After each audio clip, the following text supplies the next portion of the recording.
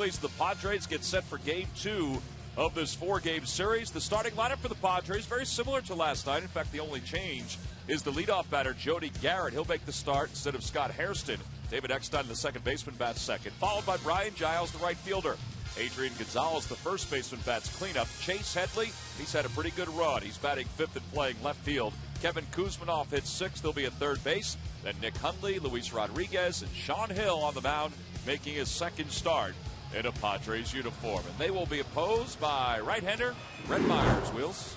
Brett Myers, Tom, coming in his third start of the year. See what he's done so far in two. Like a lot of the Phillies pitchers, he's been victimized by the long ball. Only 2 walks and 12 strikeouts, 13 innings pitched, and he's a little bit better his second time out. Here's our scouting report on Brett. That's what his fastball is now in that area. Tries to keep it down, keep it away from hitters. Really good curveball, and that's his out pitch. And still kind of working on that changeup that he thinks can be effective for him. Key State Chrysler Jeep Keys to tonight's game, and it's just gorgeous here. Well, it's been another tough, emotional day here, and you know the Phillies have to try and shake it off and get some momentum going. And they've just been throwing too many home run balls right now. 22 home runs thrown by Phillies pitching. Meanwhile, the Phillies as an offense have just 9 home runs. That's going to help a little bit. Brett Myers gets Jody Garrett to swing at the first pitch, and he's retired. 1 away here at the top of the first inning. Myers has allowed a National League, Major League high 6 home runs. He allowed 3 in his first outing against the Braves, and then 3 his last time out against the Colorado Rockies. In fact, both outings were very similar. The only difference between the two is that he went 1 more inning. That's the good news against Colorado. And he allowed 4 less base hits. But he still allowed 4 earned runs on 3 home runs. Yeah, he gave up 4 hits in that game. They were all extra base hits. But, you know, in Colorado, especially, what you try to do is have your pitcher give you a chance and hang around. And he did that afternoon. He sure did. He wound up picking up the victory. Want to know the count to David Eckstein. We wouldn't be playing out there this weekend. Blizzards. I heard that. Unbelievable snow in Denver this weekend. And the Rockies are on the road too, so they're okay. But we'd have been doing a lot of sitting around out there this weekend. Well, we were out there last week. Colorado Springs, which is I guess about 90 minutes from Denver. They were getting pummeled by a pretty good storm on that Sunday afternoon game. We played that ball game through basically cold rain. Yeah, very cold. 2-1 the count to David Eckstein, a .275 batter so far this year. Eckstein takes a fastball high, and it's 3-1. Eckstein is, as you look at, there's Bud Black, their manager. David Eckstein is a pesky type of hitter. He'll foul out of balls off. He'll walk. He plays to his abilities. He's had a good road trip too. He's 6 for 16 for San Diego. Signed as a free agent this past offseason to play for the first time in the big leagues, second base. 3-2 pitch from Myers. And he stays alive as he fights that one off. Probably a good position for him. Even though he's been a shortstop, he's always had that hump in his throw. He doesn't strike out a whole lot. Active career leaders Juan Pierre, then Placido Polanco. And he doesn't have to make as long a throw now. Well, there's ball 4. He works out a walk, and he speeds up the first base line. So the first base runner for the Padres in tonight's ball game. And now Brett Myers will have to deal with the number 3 batter, Brian Giles. Myers coming off a season ago in which he won 10 games. He lost 13, a 4.55 ERA, and he had a much better second half than he did first half. Spent some time in the minor leagues and did an awful lot of adjusting. And he came into spring training this year about 35 pounds lighter. And I think as this year moves on, it's going to help him even more. 0-1 to Giles, hit in the air to right field. It's pretty deep. Worth going back to the warning track to the wall. He's got room, makes the catch. Now they're 2 away. Well, that was a little scary because he got jammed. He really didn't even get his arms out. And you know, it's like a summer night here, and the wind's blowing out a little bit to right field. Watch him pull it. See him pull his arms in close to his body. Got jammed. Brett made a good pitch. I'm telling you, if that ball goes out right now, Myers would still probably be walking around near second base trying to compose himself because he didn't hit it. I think Jason Worth was kind of surprised that the ball went that deep too. Well, with that swing. Well, with 2 away, Brian Giles disposes of his equipment. And now Adrian Gonzalez stands in for San Diego. Gonzalez takes one outside. Gonzalez has hit 3 home runs and has 8 RBIs so far, but he's batting just .256. Coming off back-to-back 100-run seasons with the Padres. Also back-to-back 30 home run seasons as well. You have to play him honest too. You play him a little bit to pull in the outfield, but in the infield, you leave your shortstop on the second base side. You see where Jimmy is, playing him a little bit to pull with Chase Utley. But this guy, it's tough to cheat one way or the other with him. He really uses the whole field. Something seemed to click for Gonzalez when he was traded over from the Texas Rangers. See what he did last year. He was a member of the All-Star team, but also won the Gold Glove at first base. And that's awfully difficult to do in the National League when you've got Albert Pujols and Derek Lee, both very good defensive first basemen. And you can go on and on after that. You've got Casey Kochman now. You've got Adam LaRoche from the Pirates. I mean, there are an abundant number of first basemen out there that can pick it. Eckstein, not necessarily a guy who's going to try and steal a bag, but with 2 outs, he's paying attention to it. He's got a short lead, 2-0 outside, 3-0 now. The count to Adrian Gonzalez. I think he's unlikely to run because you don't want to have him get thrown out and take the bat out of Gonzalez's hands. He's their big guy in the middle in their order. Well, Chase Headley has been a big guy the last couple of games. He's in the on-deck circle for San Diego. There's ball 4, and Gonzalez walks on 4 pitches. That's the second walk of the inning for Brett Myers, and he's thrown 14 pitches in this inning.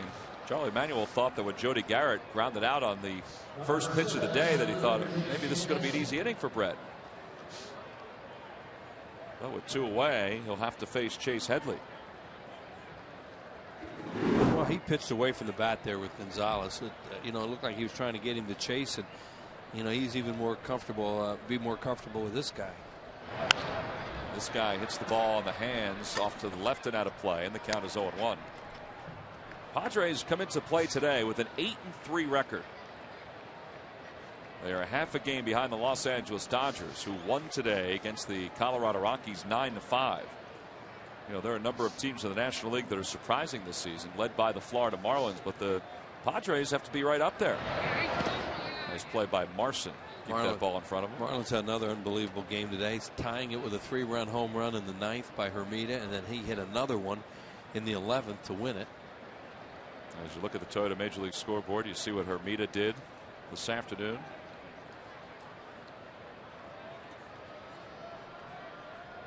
A 1-1 pitch to Head in the dirt. Another good play by Marson. And it's 2 balls and 1 strike.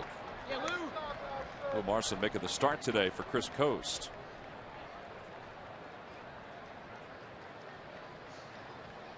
Yeah, you saw that score with the Marlins winning in extra innings. They're 5-0 already on the road and 10-1 overall. Hey, no matter what anybody wants to say, they're going to do this, that, or the other thing. You get out to a start like this, you can ride that for a long time. Well, they're already 5 games ahead of the Phillies. Yep. After the win today. 2-1 pitch. Outside, ball 3. It's now 3-1 to Chase Headley. So Myers having trouble finding the strike zone here. And the top of the first inning. Well, you're in a dangerous count now. Those all have to throw strike counts. And he throws one in the dirt. That's the 3rd walk of the inning. The bases are now loaded. And Rich Doobie doing some charting. He might be a few pitches away from making a visit out to the mound. So the bases are loaded for the Padres. Brett Myers will take a step back behind the mound. Well, he threw a lot of breaking balls there to Headley. After throwing all those fastballs to the batter before that, Gonzalez. Now they have to. He's out of wiggle room now. Now he's got to go get Kuzminoff and have a good first inning. Kuzminoff this year hitting .195, no home runs, 2 RBIs. Batting here with the bases loaded. Myers works from the windup. And the first pitch. Fastball popped up foul, first base side. That'll go out of play, and the count is 0-1. Well, we mentioned during the open, today was a very emotional day here at the ballpark. The players were part of the ceremonies that took place to honor the memory of Harry. And as he walked out to the mound tonight, Brett Myers penciled Harry's initials behind the mound. 1-1 the count now to Kuzminov. You can see it just there to your left. And of course, Harry's signature was emblazoned onto the playing field before yesterday's game down the first base line and the third base line.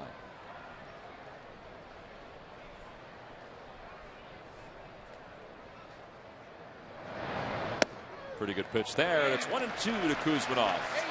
And he is really throwing a lot of breaking pitches. Yeah. Well, he's become more of a breaking ball pitcher. He has a good enough fastball to still spot it, but his out pitch is that pitch he just threw. He's ahead of Kuzminov, 1-2, trying to see his way through this inning. And that one is a looper back at second base. Chase Utley had him played perfectly, and the inning is over. 3 walks made it dangerous for Brett Myers, but he worked his way out of trouble. We move to the bottom of the first inning. No score. The Phillies coming to bat.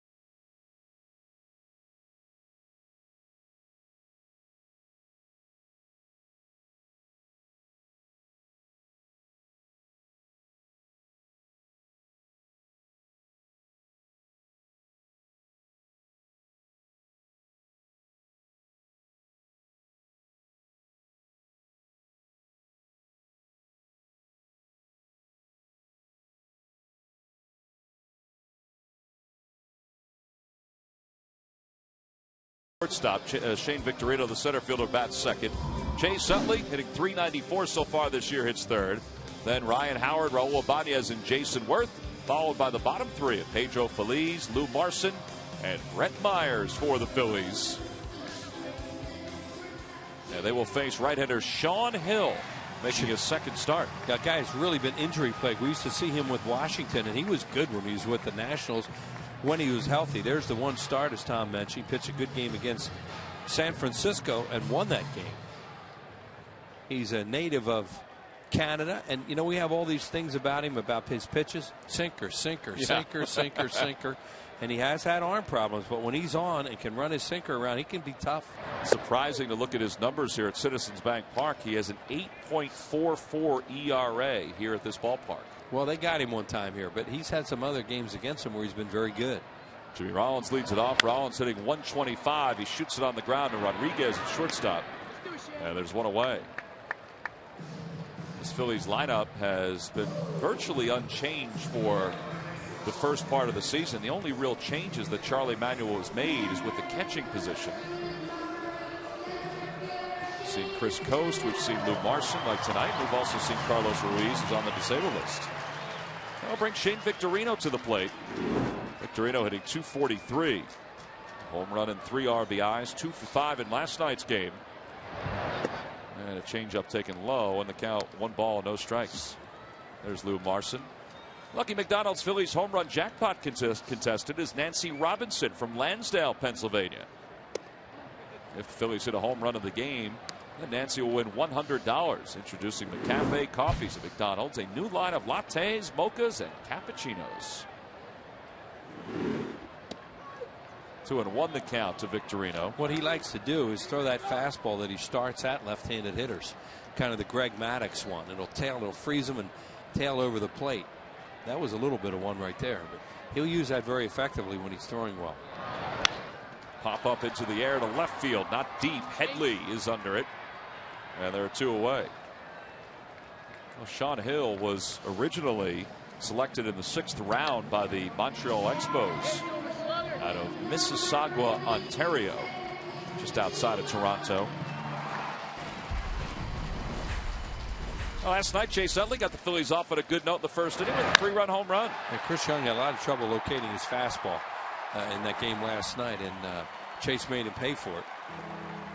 Phillies jumped out to a 5-0 lead after one, 7-1 lead overall. Wound up losing the game 8-7. Chase hitting .394 on the year with 2 home runs and 8 RBIs. And Chase was awarded the Silver Slugger Award for second baseman prior to the start of this ball game. Silver Slugger Awards are given out at each position, including the mound, for the best offensive player at each position in the National and American League.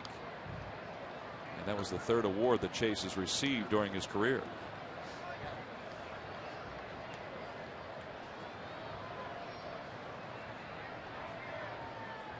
.2-0 is hit in the air to shallow right field. Brian Giles comes in. Eckstein goes out. It's Eckstein who makes the call. And it's a 1-2-3 bottom of the first inning for Sean Hill. So the Padres right-hander settles down the Phils. No scores. We go to the second.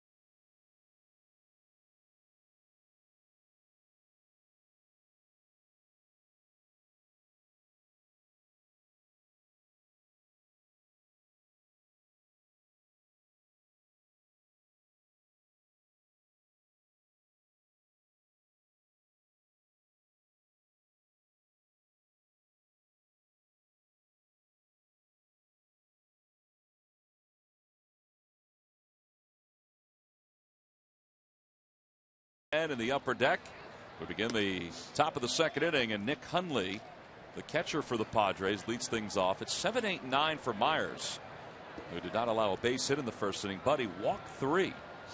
And he threw 23 pitches in that first inning. Brett made a really good pitch, though, to Kuzminoff to get out of the inning. He'd thrown that hard slider away to get 2 strikes. He had him diving a little bit and jammed him with a fastball. Hit that little humpback liner to Chase Utley and got out of the inning. So he's behind 2-0 here to Hundley, who's batting .292. Now it's 3 balls and no strikes.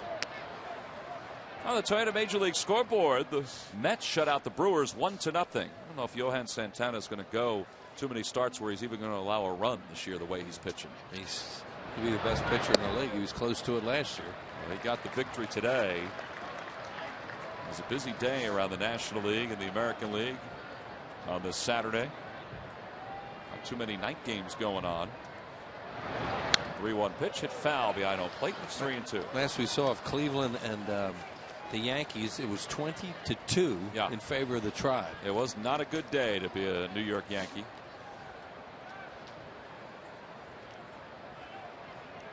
I think it's 22-4 now. 22-4, yeah. They can't get 2 twos up there out on the board, so it says 12-4. Here's the 3-2 pitch, popped up. Right side, Ryan Howard. It's a foul territory. Right near the S and Harry Callis. He makes the grab, and there's one away here in the top of the second inning. Hey, don't forget this Thursday is a Citizens Bank Business Person Special here at the ballpark. Milwaukee Brewers are in town. The final game of a 3-game series. Midweek, midday baseball at its best. You can order your tickets now by logging on to Phillies.com. Phillies have 2 more left against the Padres tomorrow and then Monday with this wraparound series. Here's Luis Rodriguez. Rodriguez is off to a good start this year with the Padres, his 2nd season with San Diego. Well, Khalil Green was their shortstop, and everybody thought he was going to be a star with them. It just didn't work out, and they had to fill in this year. And this guy's out of the Minnesota organization. As you said, Tom, he's off to a good start for him. He's got the count even, 1 ball and 1 strike. And last night he got his season off to a continued good start. In the 3rd inning, belted his first home run. One of 3 home runs allowed by Cole Hamels in the ballgame. Cole went 6, allowed 5 runs in that outing against the Padres. Brett's already had 4 3-ball counts here. See what Rodriguez has done. As you said, he's hot. And he has 32 pitches, and he's gotten one guy out, a hitter out on 1. Yeah, Jody Garrett. 2-1, popped up. Another good pitch, and Rollins ventures back into shallow left field. And 2 away. So 2 outs here at the top of the 2nd inning. And that'll bring Sean Hill to the plate. Well, there's no doubt that today, with the memorial service that took place at the ballpark, and I'll tell you, it was as well done as something of that magnitude could have been here at the ballpark. But watching Brett these last few days, Brett has grown up in this Phillies organization. He was really affected by Harry's passing. And he gets a 1-2-3 inning here in the 2nd. And that settles things down for Brett Myers. We move on to the bottom of the 2nd. No score.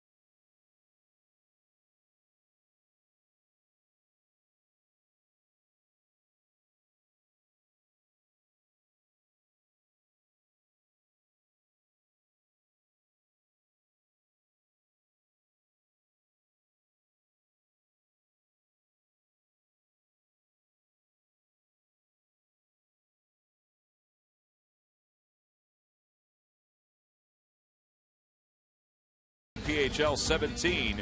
That's my PHL 17 News at 10, powered by NBC 10. As Brett Myers, we're talking about how Brett was affected this past week with Harry's passing, like a number of the players were. I mean, it's interesting because so many of these Phillies players grew up in this organization, so they've known him, since they were in the minor leagues. Right.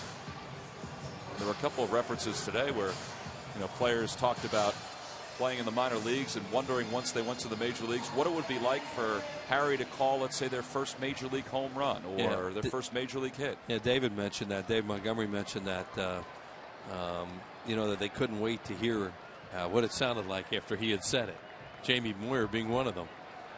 Yeah, Jamie spoke today and did so wonderfully, along with Mike Schmidt, Governor Ed Rendell, Mayor Michael Nutter from the city of Philadelphia, David, of course, Vince Noss. Everybody went out there today, nailed it, I thought.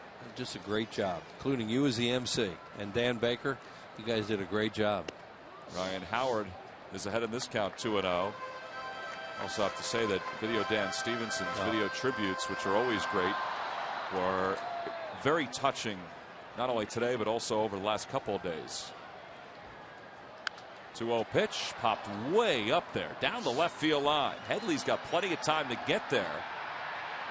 And Ryan Howard's retired for out number 1. So 1 away here in the second inning. We decided that in honor of Harry, we would keep our ties on today, and keep our suits on for the open and everything like that. Turned out to be a gorgeous day. At one point, Larry Shank, who is the former Phillies vice president of public and media relations, who did such a wonderful job for so many years, said, look at the flags out in center field. And really, the flags were perfectly placed. The wind blowing gently from left to right. It really was a great day. Like a summer day here. Like a summer day. Raul Ibanez now the batter with 1 away. Ibanez off to a good start. And he watches that one go right by his knees for a strike. And it's 1-1. Raul is 4th in the league in home runs with 3. And you see what he's done during this 5-game hitting streak that he's on, hitting .476. Well, he had a great at bat in the 9th inning off Heath Bell last night to get on base and give Jason Worth, Matt Stairs a shot. Didn't work out for them. But he really battled Bell and then finally hit a 3-2 slider for a base hit. Lays off one down and away, 3-1. Oh, we mentioned this last night. What grows on you about Raul Ibanez is just really how he plays the game. You know, it's sort of along the lines of Chase Utley and guys like that, where he runs everything out, and he also has tremendous power. That one is gone.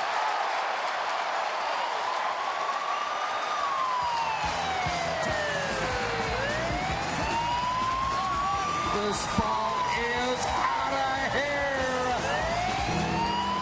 That is right. That ball was out of here, Harry. And each and every time there's a home run hit by a Philly player here at Citizens Bank Park, we're going to hear Harry Kalas's out of here home run call over the PA system.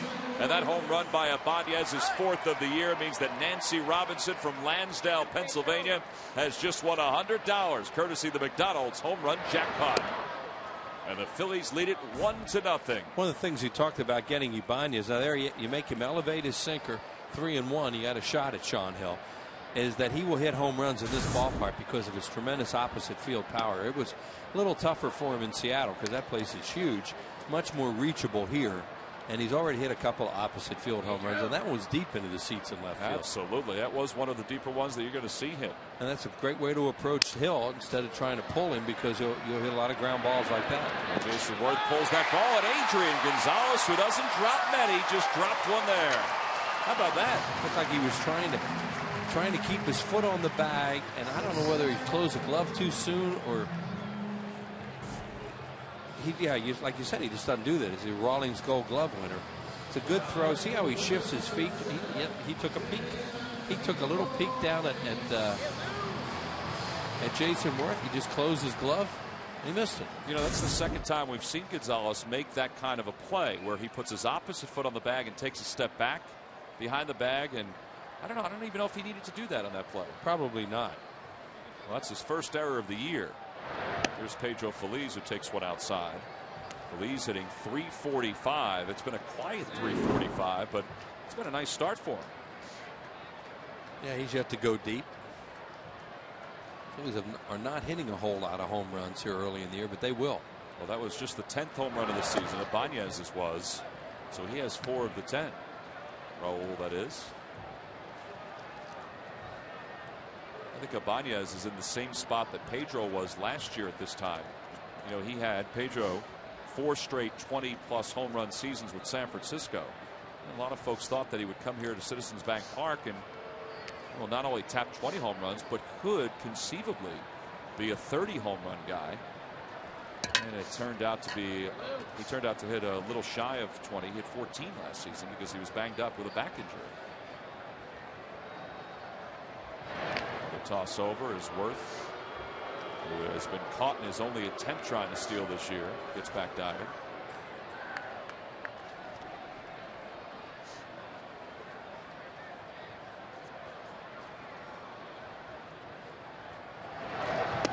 Way inside. Good dance out of the way for Feliz, and it's 2-1. Charlie Maynard putting some signs on to give him to Sam Perlaza. He relays them to Feliz. You know, they've been able to do a whole lot of things this year. They don't hit and run a lot, but this is a good time for it if you want to try it. Worth inches off the first base bag, doesn't go. Pitch is taken for a strike. And it's 2-2. There's Sam Perlazo. I asked Sam about getting used to the players and the ballparks here with the Phillies, and he said that he took some chances in spring training, waving some guys just to see what they had when they came around the third base bag. And that told him, or gave him an idea of the legs and wheels of some guys. He also said that it'll take him some time to get used to even this ballpark as the year goes on. This ballpark is small, so a lot of times you think a double in the gap you can score a certain guy. Well, you find out you can't because they get it back in so fast. 2-2 the count to Phillies. And he hits this one the opposite way. Giles got a very good jump, and they're 2 away.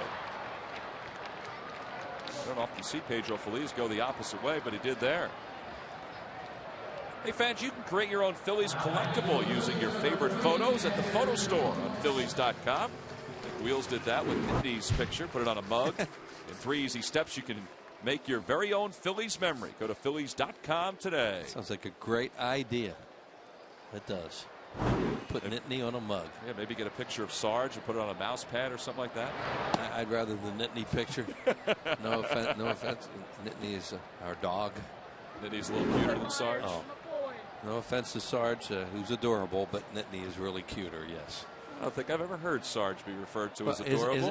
Didn't you tell me his nickname is Sweetness? That's exactly what it was. Sarge is a lovable guy. He's probably back there listening right now going, oh. I know we had a special delivery of chicken back there before Yes, the he game. did. From Famous Dave's. That stuff was good. Worth gets back ahead of the tag, and the stumble by Gonzalez. On the Toyota Major League scoreboard,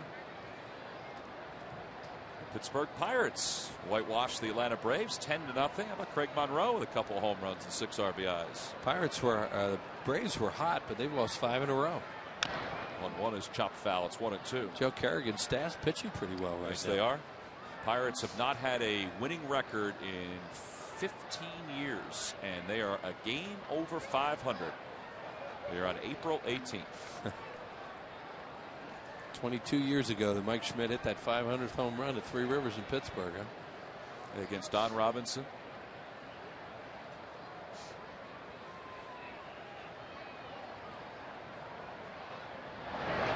Larson cues one to David Eckstein at second. Jason Worth is retired. The Phillies are retired here in the second, but they get a run on a home run by Raul Ibanez. They lead it 1-0.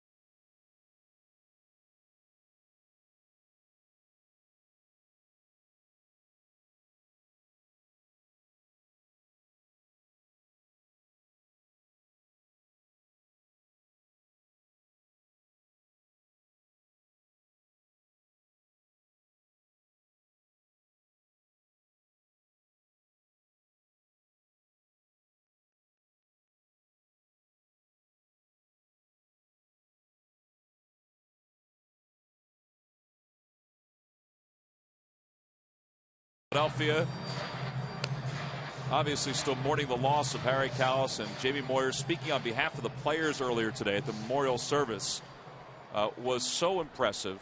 At the age of 46, you would imagine that he would be that impressive, but it was a very emotional day, and all of the folks that spoke, from Mike Schmidt to Jamie Moyer to Coveter Ed Rendell, who I thought was outstanding, they were superb this afternoon. We move to the top of the third inning. Phillies lead it 1-0. Brett Myers has kind of settled in. He's retired 4 straight. And Jody Garrett will lead things off. He saw one pitch his first time up, but he bounced out to second base. This kid had somewhat of a renaissance last year with the Padres. He was a good player with the Indians. Charlie Manuel talks about him and really liked him. When Jim Thome was here, he used to talk about what a good player, teammate Jody Garrett was. Last year, and his first year in the big league since 2005. Think about it, that's a long time in between stints in the big leagues. He had 14 home runs, hit 43 RBIs, and batted .296. And this after signing a minor league deal with San Diego. And he swings and misses that pitch, but it gets away from Marson, who's going to have a tough time to throw him out, and it's off the glove of Ryan Howard. And it's going to be a strikeout, wild pitch. And the Padres will get a base runner. It's their 4th base runner of the night, and they still do not have a base hit. Well, here comes the Fanatic, so that means it's time for the Dodge Stump the Fans trivia question. Come on, big green guy. He's celebrating a birthday tomorrow. Log on to Phillies.com. Go to the fan forums section for all the information. And please submit your answer on the subject line. The question is, who was the first Padre ever to play all 162 games? The answer will be revealed in the 7th inning. By the way, just a little bit of a hint, he is a Hall of Famer. Here's David Eckstein, who takes one on the inside corner for a strike. And he's a big, tall guy, right? Well, see, now you might have given it away, because I figured that people would think, about a couple of different guys, but one guy isn't really that tall. Maybe think it was Ozzie Smith or something. I didn't even think about him, so that would have been another guy. Eckstein fouls one into his dugout, and it's 0-2. But it's not. It's not. So check one off the list. Actually, you can check 2 off the list. Myers ahead of David Eckstein, who walked his first time up. One of 3 walks issued by Brett in that first inning. 1-0 Phillies, thanks to a home run by Ibanez in the bottom of the 2nd. Well, that curveball was a great out pitch for Brett Myers on Jody Garrett. And Lou Marson, the young catcher, was not able to contain it. And that's all part of being a big league catcher. You have to be able to call that pitch and be confident that you can block it, because that's a guy's out pitch. It's like Lidge with a slider. Myers is going to throw a lot of breaking balls with 2 strikes to try and get strikeouts, and he needs help from his catcher. Marson in the first inning blocked a handful of pitches that were in the dirt that Myers delivered. There goes the runner. The pitch is hit foul. And the count holds 1-2, so Garrett will go back to first base. There's Lou, who last year spent the season in Double-A and then came up to the big leagues in September. Got into 1 game as a starter. Had a home run. And he went to spring training along with Brett Myers and everybody else with an opportunity to win a spot on this roster. Wound up beginning the year in Lehigh Valley.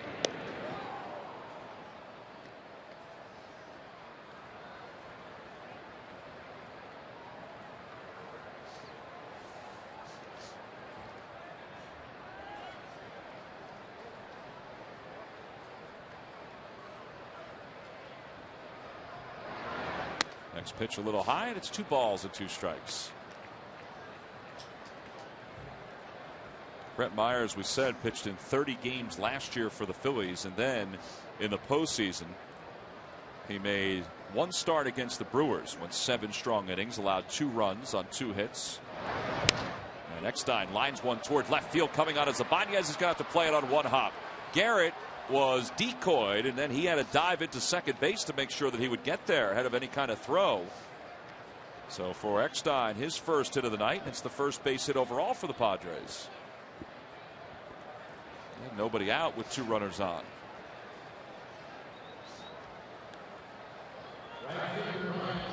Well, how this guy Eckstein was on the market for so long is beyond me. And this is the decoy that we're talking about. And Garrett bought it a little bit, but was able to still get to second base. Yeah, Garrett threw on the brakes, was ready to start back to first, and then said, "Oh no, I got to go to second." There's a good block.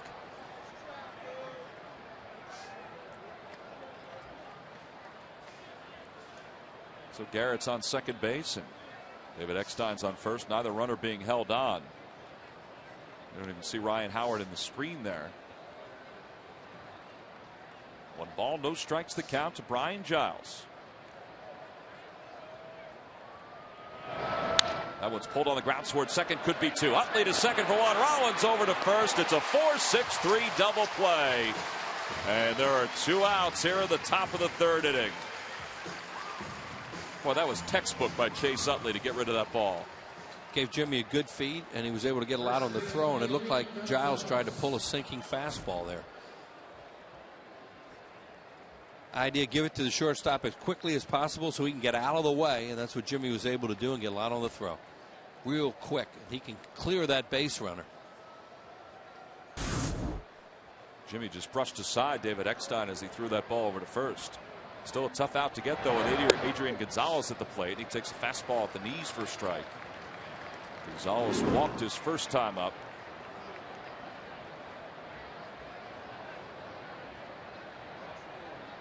Gonzalez, whose dad played professional baseball in Mexico. He's in the hole 0-2. He and his brother Edgar are on this Padres roster. He's a kid from the San Diego area, so he and Brian Giles both, along with Edgar Gonzalez, playing for the hometown team.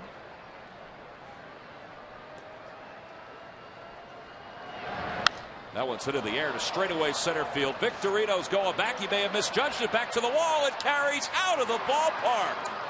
How about that? A 2-run home run for Gonzalez, his 4th of the year. And the Padres lead it 2-1. Boy, 0-2. I thought he crushed that thing. I did too. Yeah, and was wondering, all of a sudden Shane comes in. It's that twilight right now where you can start to lose the ball in the sky a little bit, and he definitely lost that. Because when it left the bat, it looked like it was really hit hard. See if it's right down the middle. And there, all of a sudden, Victorino picked it up, and it's deep into the ivy.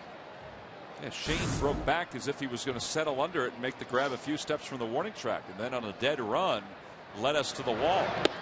Well, little things, are hurting them here early in the year. The strikeout wild pitcher is out of the inning with nothing. They're earned runs, obviously, but just a little thing like that costs you 2 runs. Chase Headley takes one inside, so it's 2 balls and no strikes. Well, Charlie Emanuel's pitching staff has now surrendered 24 home runs in 10 games, and Myers has surrendered 7 of those home runs. Joe Blanton, Cole Hamels, they've given up their share so far this season. You can see Blanton there. Who was that? Was Cole Hamels beside him? Yep. Yeah, there you go. And he was saying fastball. You could see him give him a movement, say fastball. And, Brett looked like he was just trying to get a fastball away to him. He'd taken a couple pitches, and he got it close to the plate with 2 strikes, and Gonzalez crushed it. That one's on the outside corner. Good pitch by Brett. Yeah, that's the 0-2 he just wanted to throw right there. Just like down a little bit. Yeah. Headley walked in that first inning. Myers loaded the bases with 3 walks.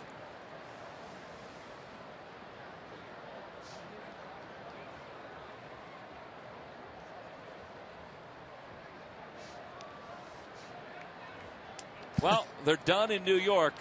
Wow. The Indians clobbered the Yankees 22-4.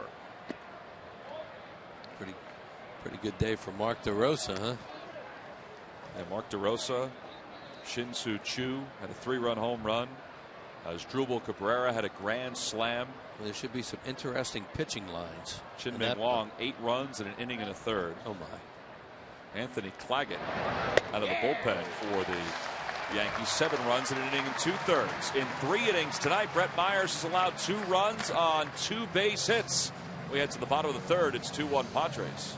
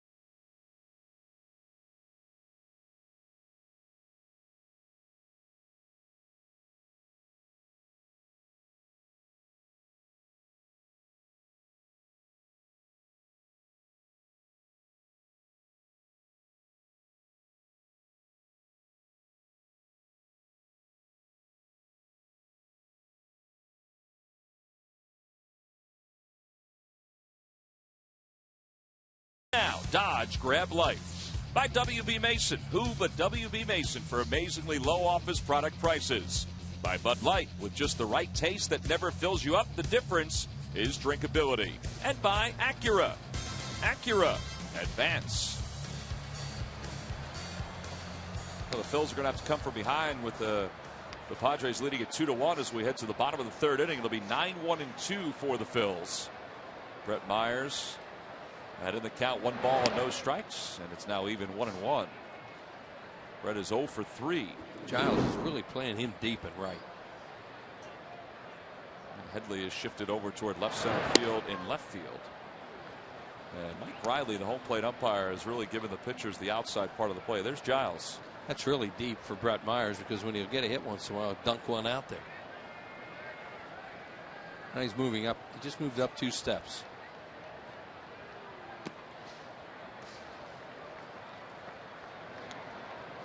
Brett, who had that fabled at bat during the postseason against CC Sabathia and the Milwaukee Brewers, where he fouled off 1 pitch after another. Kind of set up Shane Victorino's grand slam later on in that game. 3-2 the count to Brett. That's one thing about Myers. You know, I don't know whether you call him a good hitter, but he's a tough out. That makes sense. He runs a lot of deep counts. Well, kids opening night here at Citizens Bank Park, and some of the kids from the Delaware Valley drew the likenesses of the players. They were put up on the video board. Brought to you by Turkey Hill. There's one away here in the bottom of the third. The kids got a great giveaway today. They got a Cole Hamels collectible tin and baseball, and looks like they also got some Italian ice and some popcorn too. Kid looks like he's ready to go out and play. Great night at the ballpark. Sit there, watch a game, and eat. One away for Jimmy Rollins, who's 0 for 1, and Rollins takes a sinker on the inside corner for a strike.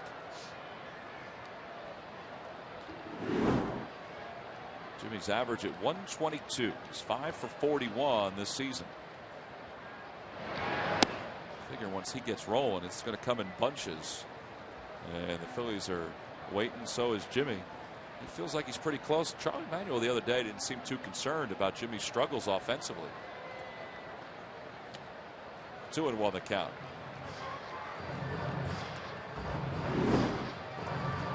This time last year, Jimmy was hitting .316. A couple of home runs. He was also fighting through a sprained ankle. It's right around this time last year when he sustained that sprained ankle. Hits that one the opposite way. A little dunker down the left field line. That's a fair ball, and it skips away from Headley. He misplayed it. Rollins easily pulls it to second base, and that is the second double of the season for J-Roll. He's sharing a laugh with David Eckstein, but he'll take that hit. It's only his 6th of the year, and he knows that he didn't put the best swing on it, but it's a 2-base hit nonetheless. Yeah, he'll take it. The way he's been going, sees right there it has a chance, and 3-4 feet fair down that left field line. Easy double for him.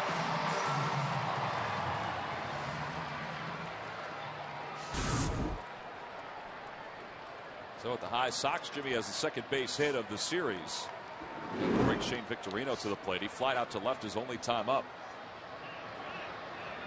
2-1 Padres lead thanks to a 2-run home run by Adrian Gonzalez. That came at the top of the third. Right-hander Sean Hill working with a runner in scoring position. Change up in there for a strike, and it's 0-1. Padres had a flurry of activity at the end of spring training this year as they tried to fill out their roster. And Sean Hill was part of the movement of that roster. Chopper by Victorino to the right side. Gonzalez has it. Flips behind the pitcher, and it's off his glove. Rollins hesitates at third.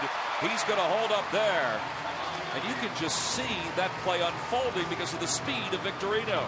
And Gonzalez did a great job of that, coming in and getting the hop so that he could deliver it quickly to the pitcher covering first base, Sean Hill. Threw behind him, though. Exactly. He did not make a good toss to him. But watch how quickly he comes. He knows he's got to get that first hop. If he doesn't, he has no shot. But he doesn't lead him.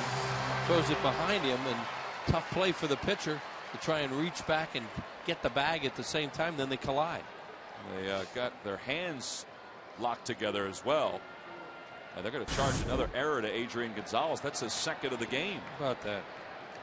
The guy who won the Gold Glove last year was near flawless at first base. And he's got 2 errors in tonight's game. The Phillies with runners on first and third with 1 away for Chase Utley. And Utley takes a big swing, and it's a foul ball on the count 0-1. First error didn't factor into the scoring. And Gonzalez got him 2 runs with his bat last inning, or top of this inning. Phillies trying to make him pay for it. They'll play double play depth here. Chase popped up to shallow center field his only time up, so he's 0 for 1. Victorino takes his lead, draws the throw.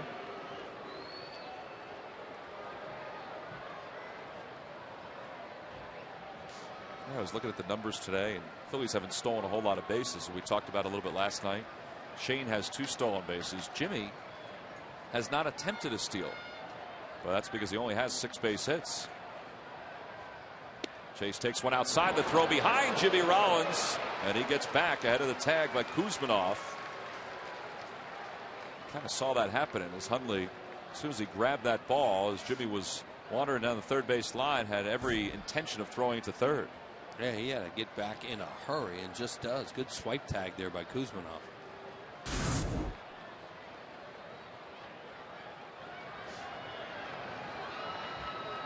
Runners take their lead off first and third. And the 1-1 is popped up. Shallow right field. Giles comes storming in. Rollins will tag. Giles makes the grab, and he's just going to draw the throw. And they're 2 away. Really fooled Utley with a changeup. Got him way out in front. Hit the weak pop-up. Hill, a single ball pitcher, gets a changeup there, and Brian Giles retires Chase Utley. And now it's going to lay on the shoulders of Ryan Howard. Well, we talked about the fact that Adrian Gonzalez won a Gold Glove at first base last year. Jimmy Rollins won his 2nd Gold Glove in 2008. Shane Victorino won his first. That's some heavy hardware there, Wheels. It's great. Rollins Gold Glove, and it's quite an honor to win one of those. 138 starts for the Phillies. Ryan Howard, the batter, as Victorino taking some pictures before the game. Count is 1-0 to Ryan. I remember seeing Shane right after he was told that he won that award, and I want to see a smile. I mean, that guy's always smiling anyway. 2-0 the count. But he said that he was stunned when he got the phone call saying that he had won the Gold Glove for center field. Yeah, he played a tremendous right field the year before that. Well, he deserved it, not only with his arm, but also the way he really took hold of that center field position after the first month of the season. Swing and a hot shot right past Davey Lopes. Davey Lopes like to get a little further down the line when Ryan Howard's hitting and Utley's hitting, but he's got a base runner down there, so he has to hang in.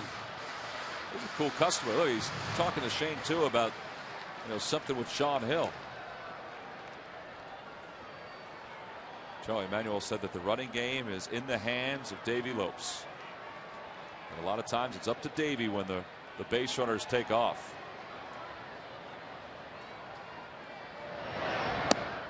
Three and one the count now to Ryan Howard.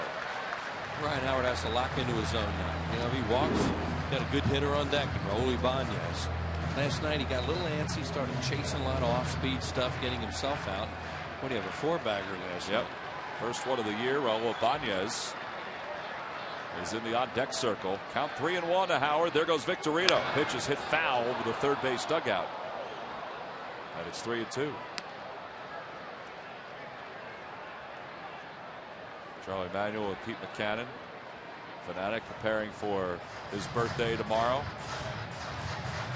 Tom Burgoyne, who's the close friend of the Fanatic, wanted me to remind all fans to make sure they're here at the ballpark early tomorrow, because there's going to be some kind of magic act going on at the ballpark. Victorino's going to go with 2 outs. Rollins stays at third. The pitch outside, ball 4. The bases are now loaded.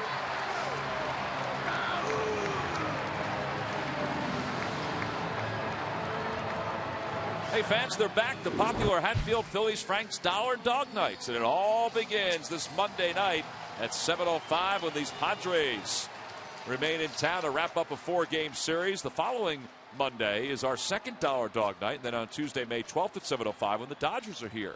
It's another Hatfield Philly Frank dollar dog night. For tickets, you can log on to Phillies.com. Here's Raul Ibanez. He homered his last time up. The bases are loaded, and Ibanez takes a big swing and a miss. Here's the home run by Raul. A sinker away. And he elevated it. It was 3-1 count, so he didn't want to walk him. Got the ball up, did Sean Hill, and he hit it out of the ballpark to left field. Phillies trail it by 1. The pitch on the inside corner. Boy, that one really came back. Well, that's the one we talked about in the first inning, and he hasn't thrown many of them tonight, but he has a good one where that's that Greg Maddux fastball where he'll start it over here and then it tails back into there, and it freezes a hitter, and it's a strike. So Ibanez now down on the count, no balls and 2 strikes.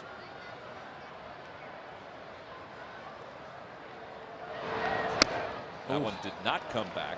Pretty close, and it's 1-2. See Rollins on third, Victorino on second. You swing all the way around. You see the big man on first. One of the runners being held on. Playing him a little bit towards left center. Way off the line and right is the right fielder Giles.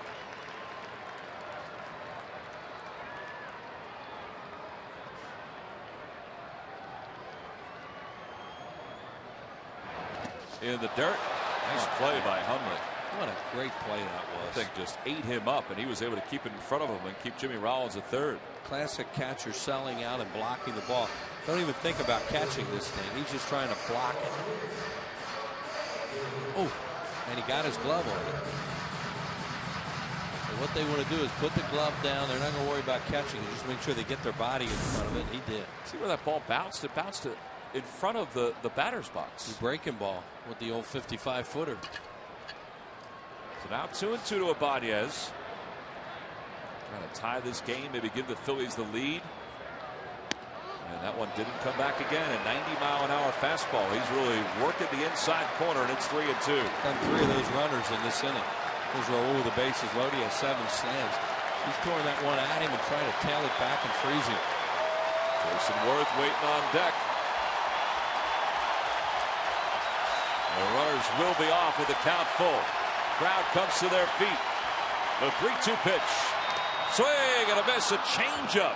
He came in with 90 miles an hour for 3 of the first 5 pitches and then came back with a changeup, and he gets Ibanez with the bases loaded. Phillies strand the bases loaded. It's 2-1 Padres after 3.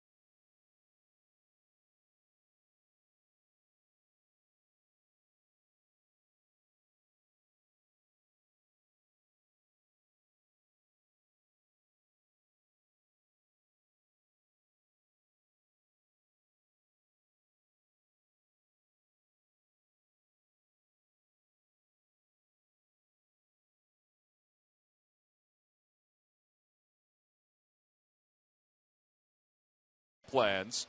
And don't forget, with your season tickets, you can get tickets to the Mets games, the Marlins games. How about the Marlins? They're 10-1. You can call 215-463-5000 or log on to Phillies.com. Top of the 4th inning, Brett Myers goes to work against Kevin Kuzminoff. And Myers delivers one outside. It's 1-0. Now, this has been a workmanlike evening for Brett Myers. He's allowed a 2-run home run. And that is the difference of the game right now, is a 2-run home run to Adrian Gonzalez in the third. But in reality, he should have been out of that inning. He had struck out the leadoff batter in that inning, Jody Garrett, but he reached on a wild pitch. Yeah, no balls though, 2 strikes. Not a very good pitch when a guy hits the ball out straight away. He smoked that, didn't he? Woo. No, that was 3 fastballs in a row. You don't like to do that to good hitters. The 6-3 ball count of the night for Myers, and that one's in on the knees, and it's 3-1. I think Brett's approach this year has been outstanding to being a starter again on a full-time basis. Kind of a carryover from last year in the second half. Kuzmanov shoots this one in the gap in right center field. Worth goes back, reaches up, and he can't get it. It's off the base of the wall. Victorino picks it up, and Kuzmanov pulls it to second with his first 2-base hit of the year. Well, this kid looks to be a pretty good hitter. And staying in there. Pretty good try, however, by Jason Worth. I think he's frustrated, Sarge, that he didn't catch that ball. Well, he's a good athlete, and he feels that he should be able to catch the balls. You can see right where that pitch was as it goes right back into his bat as he swings. Jason going up, and just looked like maybe it might have tipped his glove, where there's the frustration, thinking I should have caught that. I want to try and go up, though, with that one hand. When you go up with 2, not able to get as much extension. Nick Hundley, the batter, he shows bunt and misses the pitch. And the count 0-1. The Padres trying to move that runner over to third any way they can. Hundley popped out to Ryan Howard in foul territory, his first time up. Phillies back behind the bag at third. Howard back behind the bag at first. And there's another strike and a good curveball from Myers, and it's 0-2. That's how you can tell when Myers is really getting it together, and even early on, he's able to get that curveball over, and what that does is keep the hitters off balance on that fastball. Another curve, this one outside, 1 ball and 2 strikes. Now, has he thrown, in your mind, more breaking pitches these first 3 innings than you would expect? He's thrown a lot of breaking balls, and it seems even more only because they're not for strikes. Apparently, I mean, he has thrown more fastballs, but the breaking ball hasn't been able to get it where he wants to. Well, there's a fastball the inside corner. I'm not sure what Hundley was looking at, but Brett Myers picks up his 2nd strikeout, making his 3rd of tonight's game. So 3 strikeouts for Myers. Yeah, Hundley thinking this ball here is a ball. Oh, boy, that was a beautiful pitch. Too close to take, and that's on the inside part of the plate. Good pitch by Brett Myers. Hundley still doesn't think so. There's Luis Rodriguez, switch hitter, batting left. He popped out to short his only time up. Takes pitch on the knees on the outside corner. The count 0-1. Boy, so much easier, though, to pitch when you stay ahead of the hitters. Then you're able to throw the pitches that you want. You can set the hitter up. It's always like a little bit of a chess match.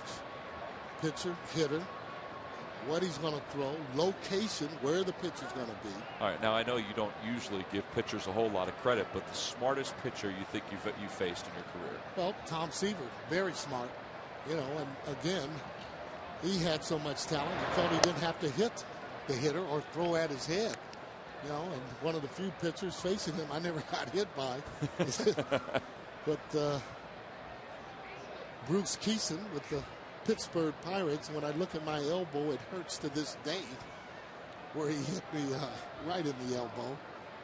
A 1-1 pitch to Rodriguez. Breaking ball low. It's 2-1. Wish we had had those pads back in those days. I got to tell you, I mean, that would have made me stay in even more. Well, here's the thing. I mean, over the last week, you've complained about running into the ivy, and you have a mark on your elbow. That's a complaint? Well, and then we're talking about Bruce Keeson hitting you, that you still have a mark or you feel it. So I don't see any of these bruises on your arms. Well, it's pretty hard to, to really see whether or not it's going to be, red or blue. But believe me, it's still there. You can still feel it? I tell you, every time I see Bruce, I want to go up and ask him, what was that all about? 2-2 the count to Rodriguez. The pitch to him. Swung on and pulled towards second base. Should be the second out. Utley's got it. And there are 2 away. Over to third base goes Kuzmanov. Well, it's not often that, that Sarge will complain about too many things. So that's why I asked about the bruises, because as I look at your elbow, it is kind of pointy, though. The elbow is very pointy. Well, it is, though. I mean, see your numbers on Tom Seaver, by the way. 227. 2 home runs. He is in the book. He's in the book, not once but twice. See, you don't care about the batting average. You're just happy that you have the home run. Let me tell you, Hall of Fame pitcher, 277. That's respectable. No. Not great. Wait. Let's put those numbers back up again. 2 home runs, but let's put the batting average back up again. What was the batting average? 227. You know what? My eyes are getting bad. Seriously. I turned that 2 into a 7. Yeah. But you know what? It felt like I hit 277. Because he had 2 home runs against him. Yeah. He was a tough pitcher. I got to tell you. I understand that. When you're getting hits off of those Hall of Famers and the way he would pitch, you got to go on and take it. There's a pop-up into shallow right field. Jason Worth has a beat on it, puts it away, and Brett Myers works out of a jam. Here at the top of the 4th inning, he strands a runner on second. We head to the bottom of the 4th. It's 2-1 Padres.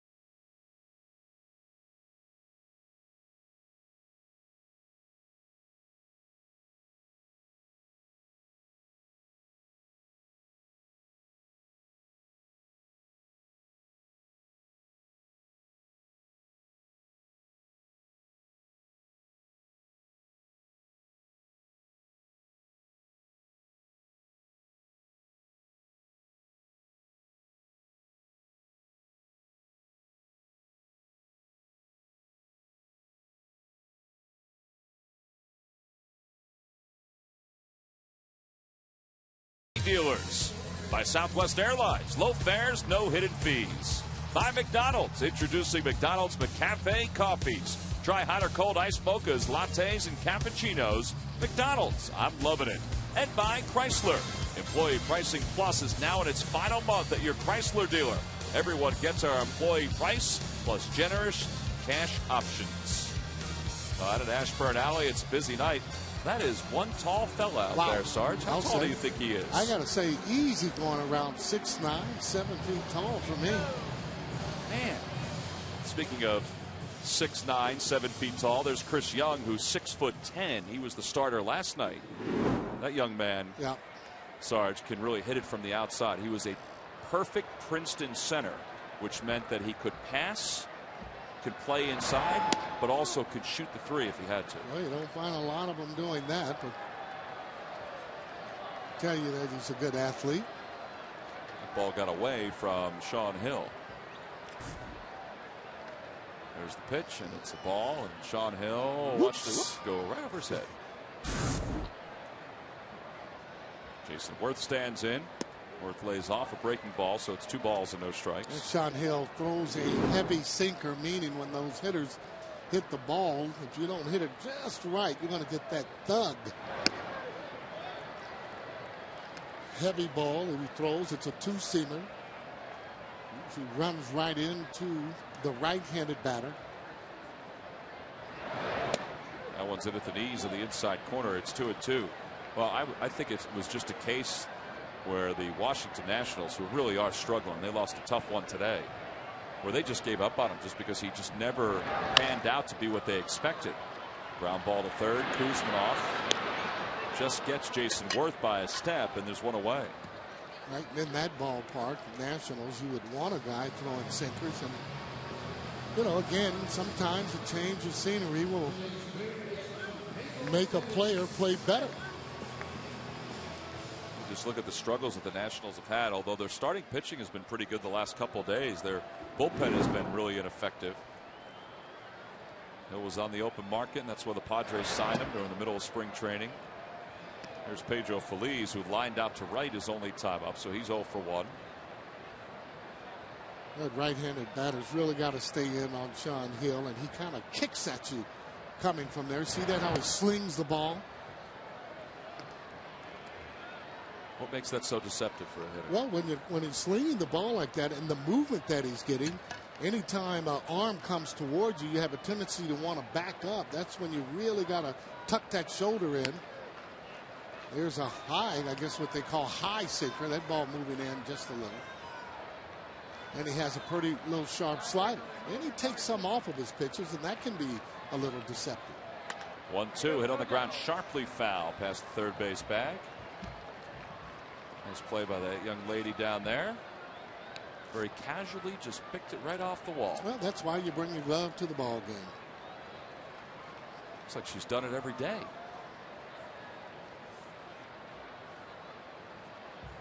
Swing and a miss, an off-speed pitch, and Feliz is down on strikes for out number 2. All right, Pedro, get him next time, Well, that's buddy. the second time that we've seen that good changeup from Hill with 2 strikes. The first time was Ibanez with the bases loaded in the third. Boy, that was really just filthy. If you take a look at this with movement, that ball off the plate a little, but he did take some off of it. Yeah, again, he's keeping the ball in a pretty good spot. There's Lou Marson. Hill has fallen behind the first 3 hitters in this inning, but has gotten 2 outs in the first 2 hitters. Well, one of the scary things about the Florida Marlins team is they're winning it all different kind of ways, from hitting, getting luck, and pretty good pitching. Yeah, today it was Jeremy Hermida who hit 2 3-run home runs and finished with 8 RBIs for Florida as they wiped away a deficit, turned it into a victory. Chris Coast has taken over the duties as being pretty much the everyday catcher here for the Phillies, but Lou Marson is playing in his second game. I think the theory is that Coast can play maybe 4 or 5 days a week, but probably needs a day or 2 off from here to here from time to time, just to keep his legs fresh, keep his swing balanced. Well, more so his legs being fresh. Look at the East there, Florida Marlins, and we're going to need somebody to take care of them. The Fighting Fields will be playing them. That's when you need to be able to win, if not sweeping them 2 out of 3. And I think that's what the club needs to do. Get back to winning the series. You figure that at some point things will balance out, that the Nationals are not going to win 10 of every 11 games in the course of this year. Scary thing, though, they're winning all the games in the East. Well, and also on the road. They're 5-0 on the road. So when you are beating the teams in your own division, you don't have to do as well when you're out of the division. That one's inside to Marson, so it's 3-2. Sean Hill is about to throw his 74th pitch of tonight's ballgame. And that one's hit in the air to right field. It's pretty deep. Giles going back to the warning track. He has room. Makes the catch a few strides from the wall. And the inning is over. 4 in a row retired by Hill. 1, 2, 3 go the Phils here in the 4th. It's 2-1 San Diego.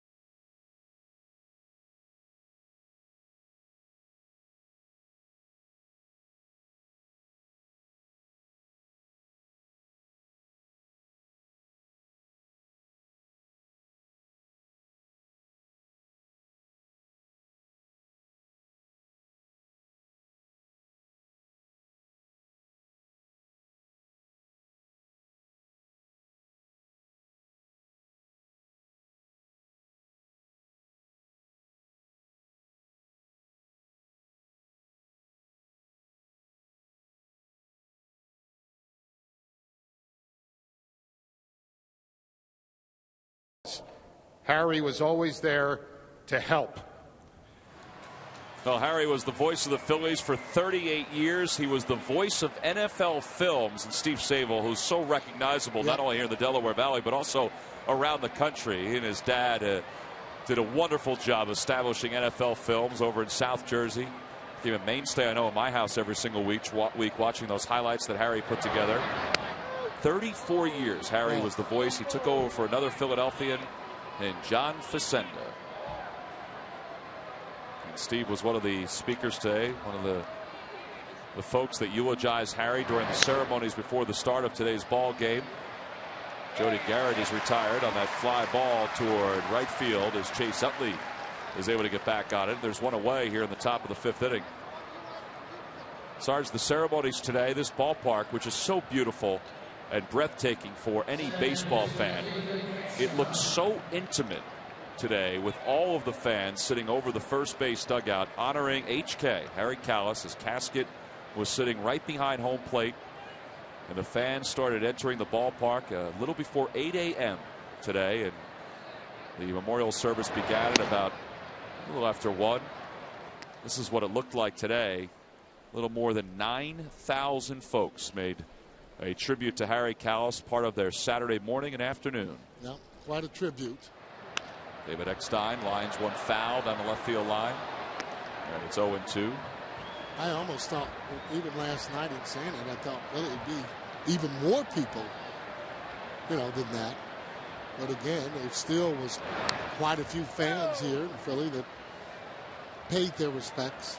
Well, the thing that I loved was before the memorial service took place, while fans were walking past the casket behind home plate, fans were sitting over the first base dugout, and there would be a video running on the board every so often, of highlights of Harry's career. And by the way, that was a pretty good pitch right there by Brett Myers that was called a ball. Yeah, okay. And the same fans would react the same way every single time the video was put up there. Well, he's beloved, obviously. And again, every time they showed his picture, they were swinging. Someone's pulled down the left field line by Eckstein. He's going to get 2 out of it as Ibanez gets to it quickly. And David Eckstein's been on all 3 times. Well, here's one that they really kept watching and enjoying, not only today, but also when it happened 22 years ago today. Here's the stretch by Robinson. The 3-0 pitch. Swing and long drive. There it is. Number 500. The career 500th home run for Michael Jack Schmidt. And the Phillies have regained the lead at Pittsburgh. 8-6. And the Phillies dugout comes swarming out to home plate. Mike was so impressive today when he spoke on behalf of the Phillies fraternity. And he was here. Steve Carlton was here. Larry Christensen was here. Tommy Green, David West, Marty Bystrom, Robin Roberts was here. Here's Brian Giles, who takes one low. It's 1-0. Did you hear the sound, though, on that 500 home run when Michael Jack? To this day, I've always called him Michael Jack. Yeah. Or I might say Schmitty, but it's always Michael Jack. Well, I know as a kid, I even said this today, that, when you got baseball cards, you always looked at the players' numbers, his hometown. Well, when Harry made Michael Jack Schmidt so common and so used during those years, well, you started looking up middle names for players too. Giles hits one in the air to left center field. Ibanez is not going to get it. It splits the gap and heads to the wall. Eckstein's going to score. Giles pulls into second with an RBI double, and the Padres now lead it 3-1.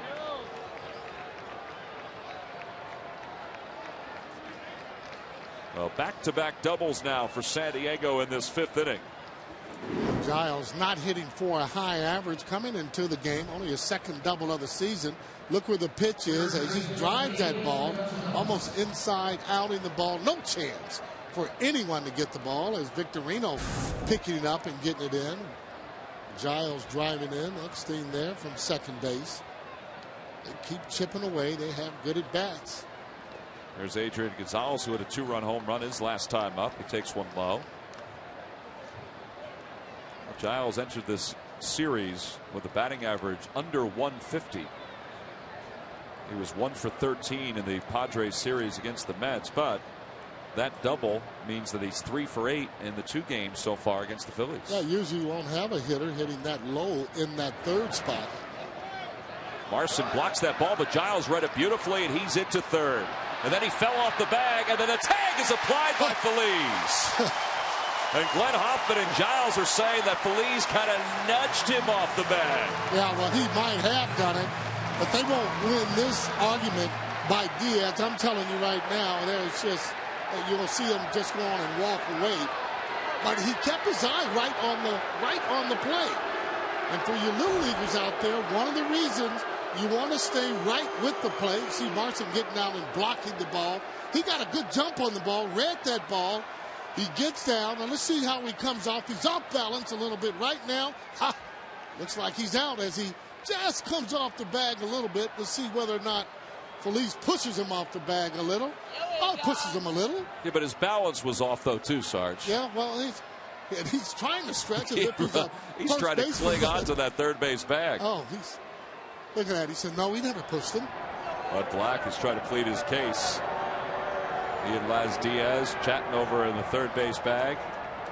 Giles retired on what they score a fielder's choice because he slid past that third base bag. Yeah, got to stay with it and keep your eye right on him. Usually keep that glove right on the runner's leg or where he's sliding, and you're able to get outs that way. Not always, but there's an indication where that out, and the big out, because it would have been a runner at third base and a good hitter up at the plate. So 3-0 the count to Adrian Gonzalez as Myers fires that fastball off the outside corner. Yeah, Marson kind of took a look at the runner. He should just go on and get that ball when you block it and be ready to go on and fire. You don't want to block it, look at the runner, and then try and pick it up.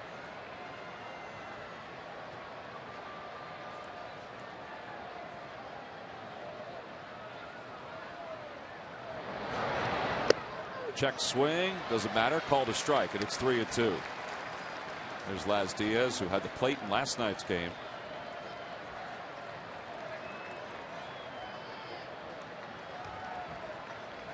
Arguments don't last very long with Laz.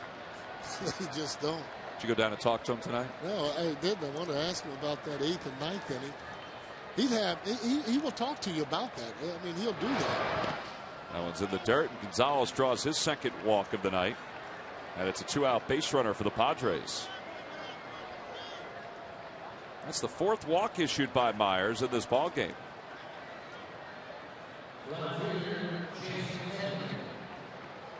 And he'll have to work with 2 outs and a runner on first against the left fielder Chase Headley. Headley walked his first time up, struck out his last time to the plate.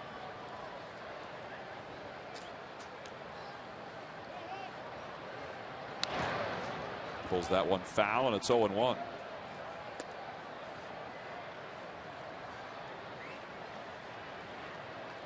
Jim Lefebvre, the new hitting coach for the San Diego Padres. He's very accomplished, and you can see some of the patience in a lot of the hitters that they have now with San Diego. Yeah, they've gone through some hitting coaches over the last few years, and Jim is over coach at first base tonight. There's Jim. That's because Rick Renteria, the normal first base coach, is tending to his dad, who is battling an illness right now. 0-2 the count to Headley. Swing and a miss and a high fastball. Myers climbs the ladder, and Headley is rung up for the second time in this ball game. And he is arguing with Mike Riley. Got to be careful if you're the catcher. Argue with the home plate umpires. We go to the bottom of the 5th.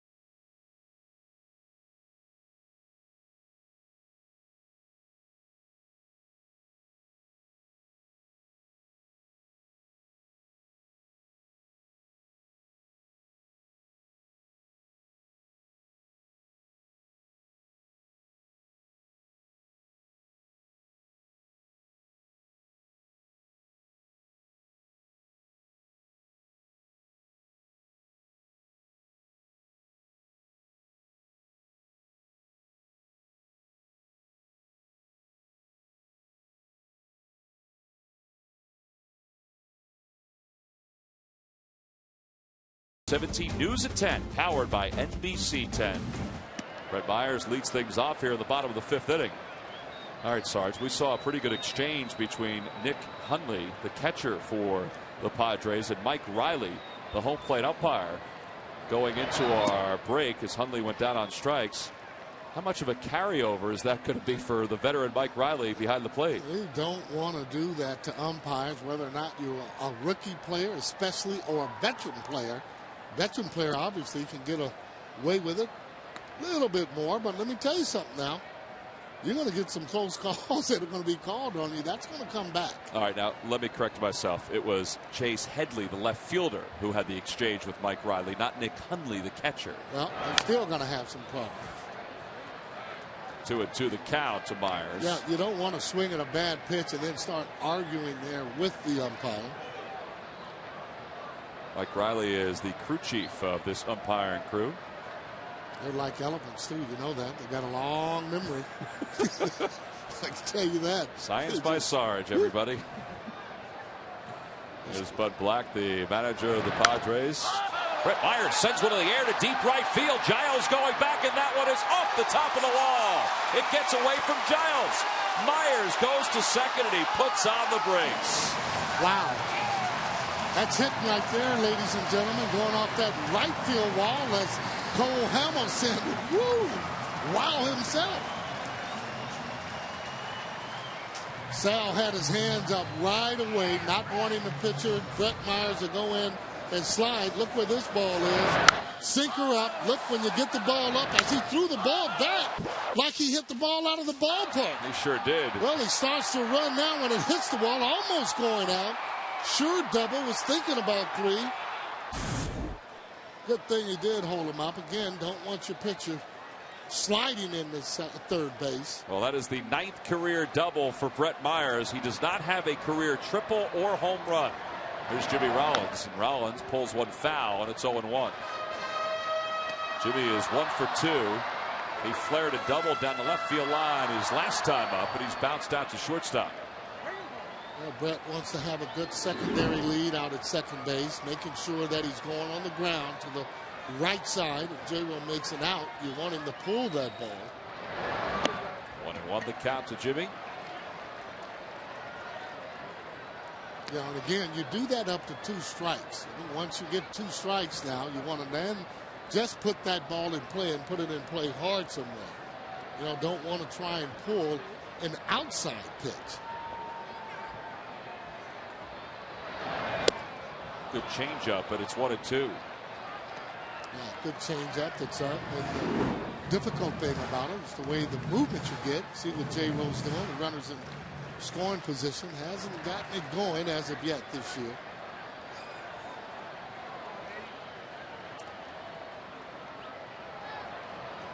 That one's into the air to straightaway center field. Garrett going back to the warning track, has room, makes the catch. Myers did a good job. He went back to second to tag. He's going to be a third. And the Phillies have a run 90 feet away with 1 out here in the bottom of the 5th inning. There's my point where you don't always have to pull the ball to be able to get a runner over. You can get him over on a good deep fly ball. Give credit, however, to Brett Myers. That's good base running. Seeing that ball go, knowing that maybe it's over your head. But even if it falls in, the worst thing that will happen is that you'll have runners on second and third. But this way now you have your runner on third base on a deep fly ball by Jimmy Rollins. As that outfield now is still playing back a little deep. And the infield is back as well. They could see the run. Victorino lines it to center field. Garrett is under it, makes the catch. Myers goes back to tag, heads to the plate. The throw is cut off by Gonzalez. And Myers slides in safely, and the Phils are within 1. Little manufacturing for Brett Myers. Well, you know what? Very athletic play. However, he got back just in the nick of time to be able to tag up and to get on in to home plate. Yeah, that's manufacturing around. When you have a run around second, get him over, get him in. That's what it's all about. Now, see how he goes back and tags now. Again, the throw is just coming in, and he's able to slide. You got to cut it off and try and get him. Usually it can't take 2 throws to get you. Brett doing it again. Not your textbook type of running, but he got the job done as he slides in safely. Nice going as he gets his own rally started. Yeah, he was trying to get a little momentum by going back and moving like that and getting himself set up to come to the plate. Now he's going to try to catch his breath, peel off some dirt, dry himself off. He built up a pretty good lather with those base running antics. Showing how fast he is able to run. Chase taking that first pitch just to try and let him catch his breath. 0-2 the count to Utley. Chase is 0-2. He's popped out twice, once to second, and the other time to right field. Well, you're not hitting the ball well as a team. There's Luke Gregerson loosening up for the Padres. You got to do the little things in order to get back into the game, and that's when you get that runner at second, nobody out. You got to get him over to third base.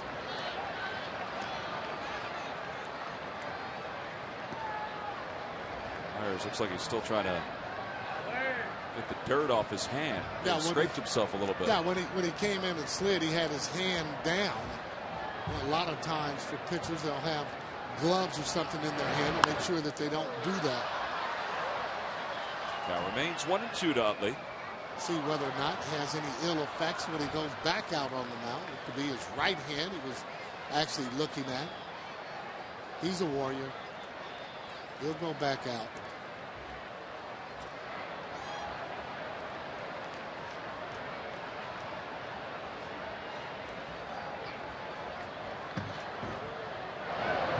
Two and two now the count to Chase Utley. Chase's batting average, as you saw, slipped to .371. He's had a good career, though, against the Padres. There are a lot of teams that Chase is building up his career numbers in a positive way against. But that batting average, rather impressive at .342. Pulls that one toward the camera well on the first base side. His swing is a little different than most because he is short and quick to the ball. A lot of times with a longer swing, meaning that it's slower, that your bat is getting through the zone, will have a more difficult time, especially for the average. He doesn't have a lot of moving parts. And he stays in there for the most part. You got to make a good pitch to get him out. Well, there is a good pitch, and Hill got him out. He tried to check his swing, but Utley is down on strikes. And the Phillies are retired here in the fifth. They get a run, though, on the sac fly and a little base running for Brett Myers. He'll get ready to go back to work.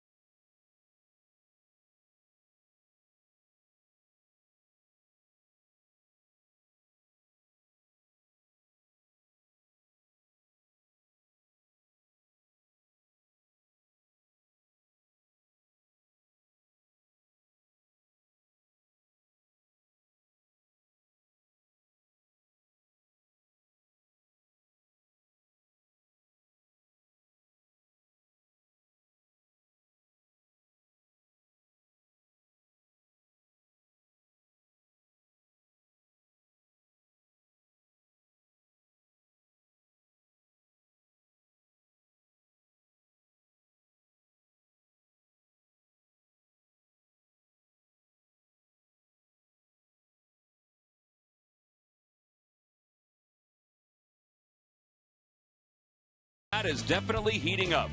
After a 4-hit game to start off the road trip in Denver, he continued to deliver in each game of the series.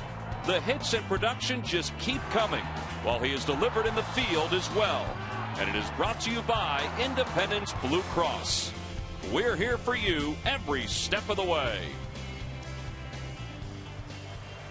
Well, the fans here at Citizens Bank Park have enjoyed a very nice night for baseball. Now the Phillies are down by 1, and I'll tell you what. That youngster should have come tomorrow for the Fanatic's birthday dressed like that.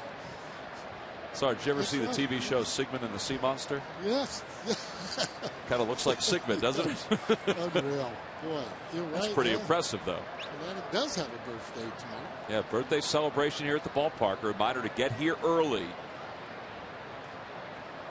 Apparently there's going to be a magic act prior to the start of the ball game, a big magic show that's going to take place before the start of the ball game. Should be nice. Kevin Kuzminoff leads things off. He led off the fourth with a double, and he takes a fastball for a strike, and it's 0-1. Brett Myers ran some bases at the bottom of the fifth inning. See the dirt still on his pants. He looks like he's caught his breath, and he gets Kuzminoff with a roller to third. Good strong throw by Phillies, and there's one away. Now time to take a look at our Firestone leaders and talk about Brett Myers. You talk about victories here at Citizens Bank Park. 27. He's the all-time leader. Firestone, a tradition of innovation. There's John Lieber with 15.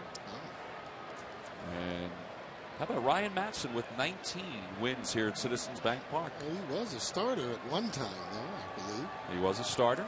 Won 16 games in the minor leagues at one time for the Reading Phillies. It's a good breaking ball by Brett. See that ball breaking out of the zone. That's what you like.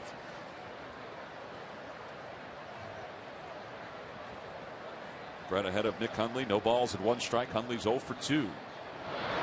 Quick curveball again. It's 0-2. That is filthy. When that ball is coming in and it drops with the tight spin on it, it really deceives the hitter. Now watch the ball where it's out. Hitter just gives up on it. Whoop, right there. That's what you call a ball locker, meaning that it's hard to move anything. Forget the bat. 1-2 the count. I think Myers liked that pitch. Now I've heard, other terms for that. Knee locker. No. Nope. You don't like that one? I'm trying to tell you what it is now. On the inside corner, a 91-mile-an-hour fastball. Hundley didn't like that call. It's the second time he's been called out on strikes tonight. Well, the word gets out that you start complaining on close calls. You're going to start to get that around the league. Mike Riley is somewhat of a cool customer behind the plate, too. Let's see where this one was. Might have been below the knees, but again, 2 strikes, tough to take. Well, I thought the last pitch was pretty close on the outside part of the plate, so. There's Rodriguez. He's 0 for 2. Let's watch it from the side. This gives us a good look. Was it low? Oh, no. That's good pitch. Good pitcher's pitch. So you guys got to swing the bat. 1-1 the count.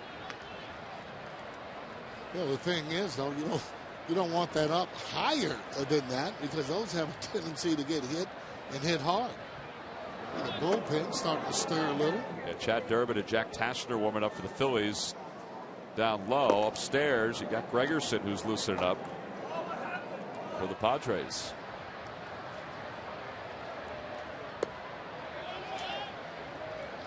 And Brett is at 98 pitches. I think that 99 after that last one. Well, you like his velocity. It's starting to get up there a lot better than it had been the first couple of games. Off the outside corner, 3-1. Sarge, why so many home runs, though? The Phillies have allowed a lot of home runs this year. I think balls are more being hittable. Yes, they've hit some good pitches that have gone out. I think for the most part that they've been balls that have been kind of down the middle. Well, this is going to be an easy inning for Brett Myers. Ryan Howard will take it himself. For Brett, that's his second 1-2-3 inning. We have played 5.5. Padres lead it by 1.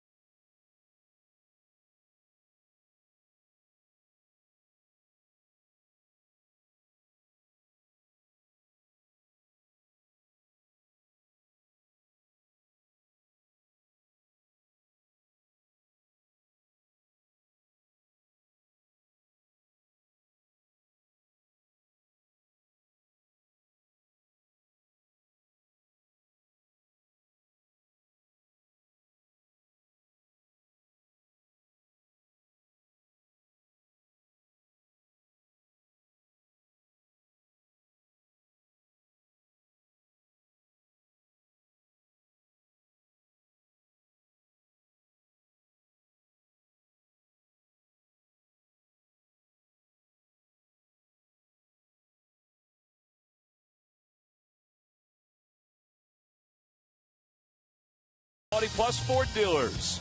By Bud Light, with just the right taste that never fills you up, the difference is drinkability. And by Honda. You can depend on your Honda dealer for great leases and low financing. Oh, beautiful night here at Citizens Bank Park. We head to the bottom of the 6th inning. Phillies trail it by 1, 3-2. Well, Sean Hill, after his last start, which he threw 81 pitches, said that he still has to build up some arm strength, and that's why he has been lifted from this game. As we go to the bottom of the 6th, he turns it over to Luke Gregerson. This is the 7th game for Gregerson. Now, Hill was in the 80s with his pitch count, so he's kind of going through the last week or so of spring training. Yeah, and keep in mind, Bud Black, manager, being an ex-pitching coach, knows all about that and how long it does take to build up your arms. He was with the Los Angeles Angels before coming a manager with the San Diego Padres. And Hill hasn't pitched in 8 days, so it's taken him a little extra time to get into game shape. So Gregerson, it was part of the Khalil Green trade when Khalil went to the St. Louis Cardinals. Will take over here in the home 6th inning, facing Ryan Howard, Raul Ibanez, and Jason Worth. Howard's starting to get a variety of different breaking balls. Hits this one in the air, deep to left field. Moving back is Headley to the warning track, to the wall. He jumps. It's gone!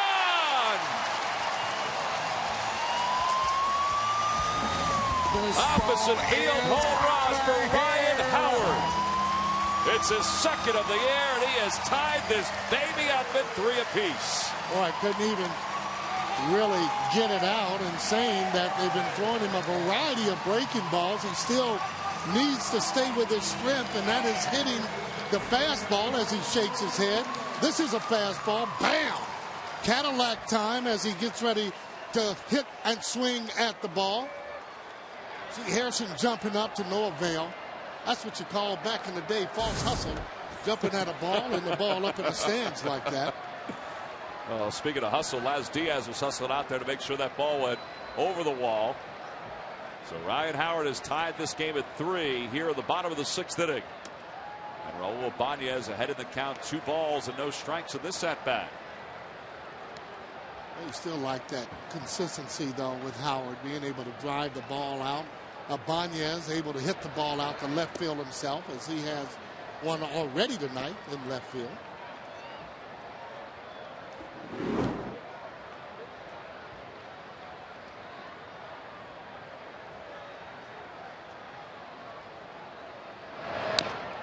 Two and 2 the count to Ibanez.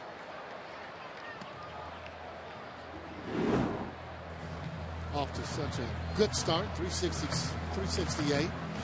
I like those bombs that he's hitting, and the better he hits, hitting behind Ryan Howard, the better pitches Ryan Howard's going to get.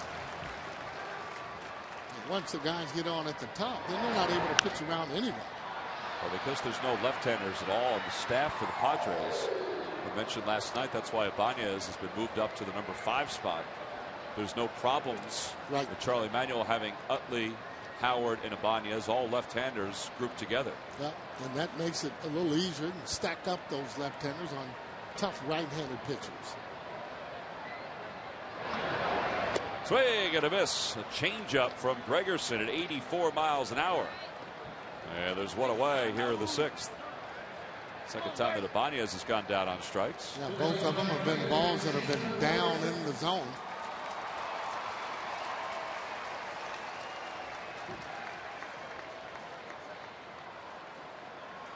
Mentioned that Gregerson came over. He was the player to be named later in the Khalil Green trade. Green went to the Cardinals. Now, Green was traded during the offseason. Gregerson, though, just came to the Padres during spring training. I would imagine that the Cardinals were probably going to see if they could find a spot for Gregerson when they couldn't. If he was out of options, that's why he was able to be dealt to San Diego.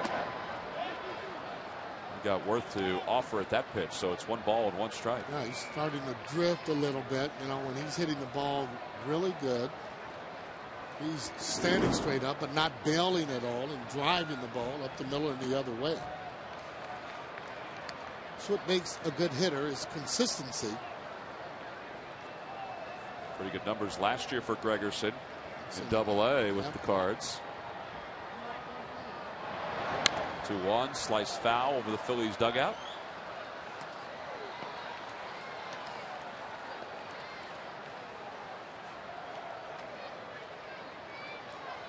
You can tell that we're getting ready to start to get warmer weather and the ball starts to really travel and you get hotter weather in any ballpark. Foul balls. Worth just gets a piece of it. Well, and there's been a lot of ceremonies over the first week of the season. Then, of course, with Harry's passing this week, the players have had a lot to deal with, both in a good and a bad way. Yeah, to begin the 2009 season. I will say that. That ball may have gotten a piece of it. Nope, it was a foul ball. But you can draw from that. A lot of times when you're so mentally drained, what you want to try and do is say, okay, I'm going to play this game for Harry. No, I'm going to dedicate this rest of the season for Harry, and it'll give you extra strength in order to go out there and be able to play, because it becomes a downer. You're thinking about him and you're talking about him, but then when you start to play for him, you'll end up playing a little bit better. At least you won't feel so mentally drained. Well, I heard one of the fans at the end of the ceremony today yell out, "Win another one for Harry." Yeah. And it wasn't a game, it's win another world championship for Absolutely. Harry. Knowing that you got here really pretty early today, obviously you didn't hear the weather report, knowing it was going to be hot. Yeah, I got a little extra sun on the top of my dome. I walked in here, I thought you had an apple on the top of your head. Worth is down on strikes as he goes after a breaking ball for out number 2. So 2 away. Well, this is the arrival of the Phillies players today for the memorial service for Harry Kalas. His casket sitting behind home plate. As they walk by, some touched the casket with their left hand. Others paused and waited a little longer. And it was, I thought, a very emotional moment when the Phillies players walked out of the dugout. And we have been showing different sites around the ballpark where the Phillies have honored Harry's memory. And there's Harry the K's out in left field. And boy, look how young and vibrant Harry looks in that picture. What a play by Kuzminoff with 2 away. Gets to his feet. Nice play by Gonzalez, and Phillies is retired to finish off the 6th inning. Phils, they'll tie it. They do so as Ryan Howard shot one right toward that man out in left field. It's a 3-3 game.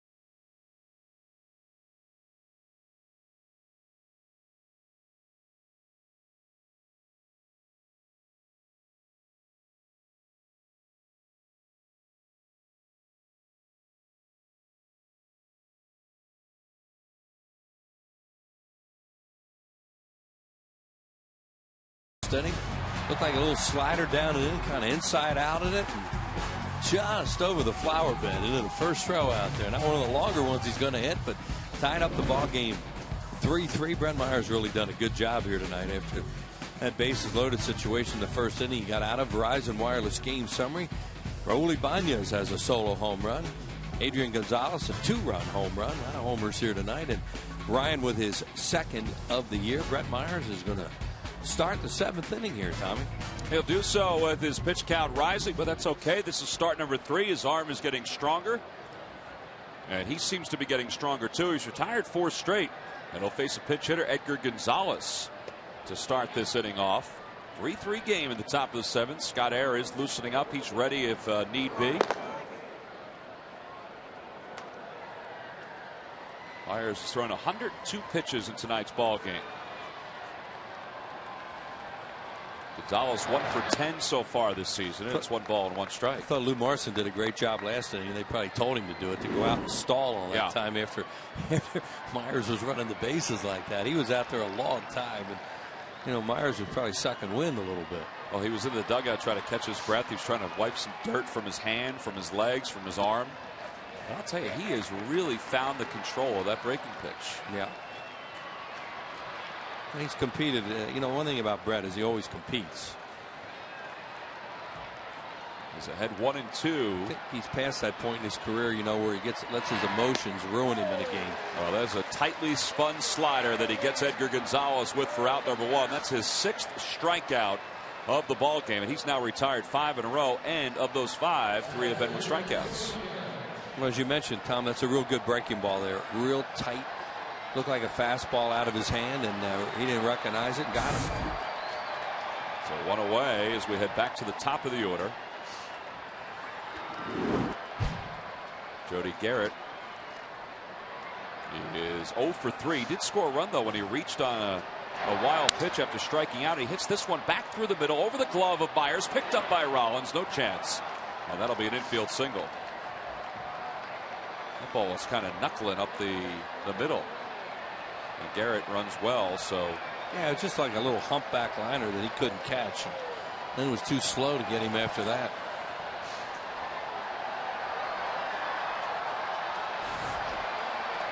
Take a look at it. Yeah, see, Myers was trying to time it, and we talked about that last night. It's really hard for a pitcher a lot of times to, in that split second, to gauge the velocity of a ball coming back at them, because they're trying to protect themselves, and that wasn't hit that hard. I remember having a conversation with Jim Cott about good fielding pitchers. This was a year ago, as Eckstein takes one for a strike. And Jim Cott won 17 Gold Gloves. I mean, he was as good as it gets. Greg Maddux finally broke his record for most Gold Gloves by a pitcher. And he said it was all about getting in good position on your follow through. Chopper towards shortstop. Rollins has it to second for Juan. Utley over to first base. Not in time. Good play by Ryan Howard to scoop that one up. And there are 2 away. Time now for our Citizens Bank Citizen 7. These lucky fans are today's Citizen 7. They will each receive a prize pack courtesy of Citizens Bank. Citizens Bank, with the most 7-day branches in the Philadelphia area. To find a branch near you, visit citizensbank.com. Well, Charlie Manuel's heading out to the mound, and that might be it for Brett Myers, with the left-hander Brian Giles due up, and there's the signal. So Myers' night is done. 108 pitches. This is a pretty good night. He said something to Charlie Manuel, gets a smirk from the skipper. Scott Air is going to be the new pitcher for the Phillies. Myers leaves in a 3-3 game with a runner on first, his responsibility. It's a nice round of applause from the crowd as he heads into the dugout. Congratulations from Jamie Moyer. Here comes Scott Air, lefty against lefty, when we return.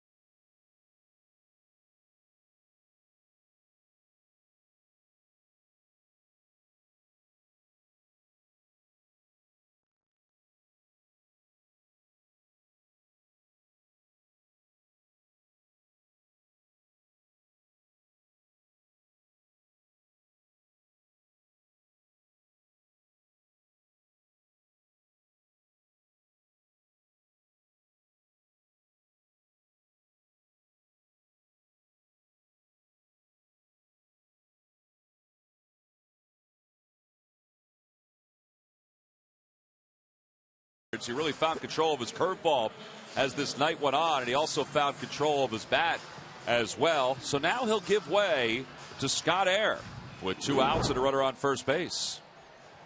5th game of the season for Air. Most of his work has been as a situational left-hander, and this is indeed a situation with the lefties due up. Well, you have 2 left-handed hitters in a row that can hit a ball in the ballpark, so that's why he wants to use them right here. Brian Giles has doubled and driven in a run in tonight's ball game. Also bounced into a double play. And that one's in the dirt, so the count 1 ball and no strikes.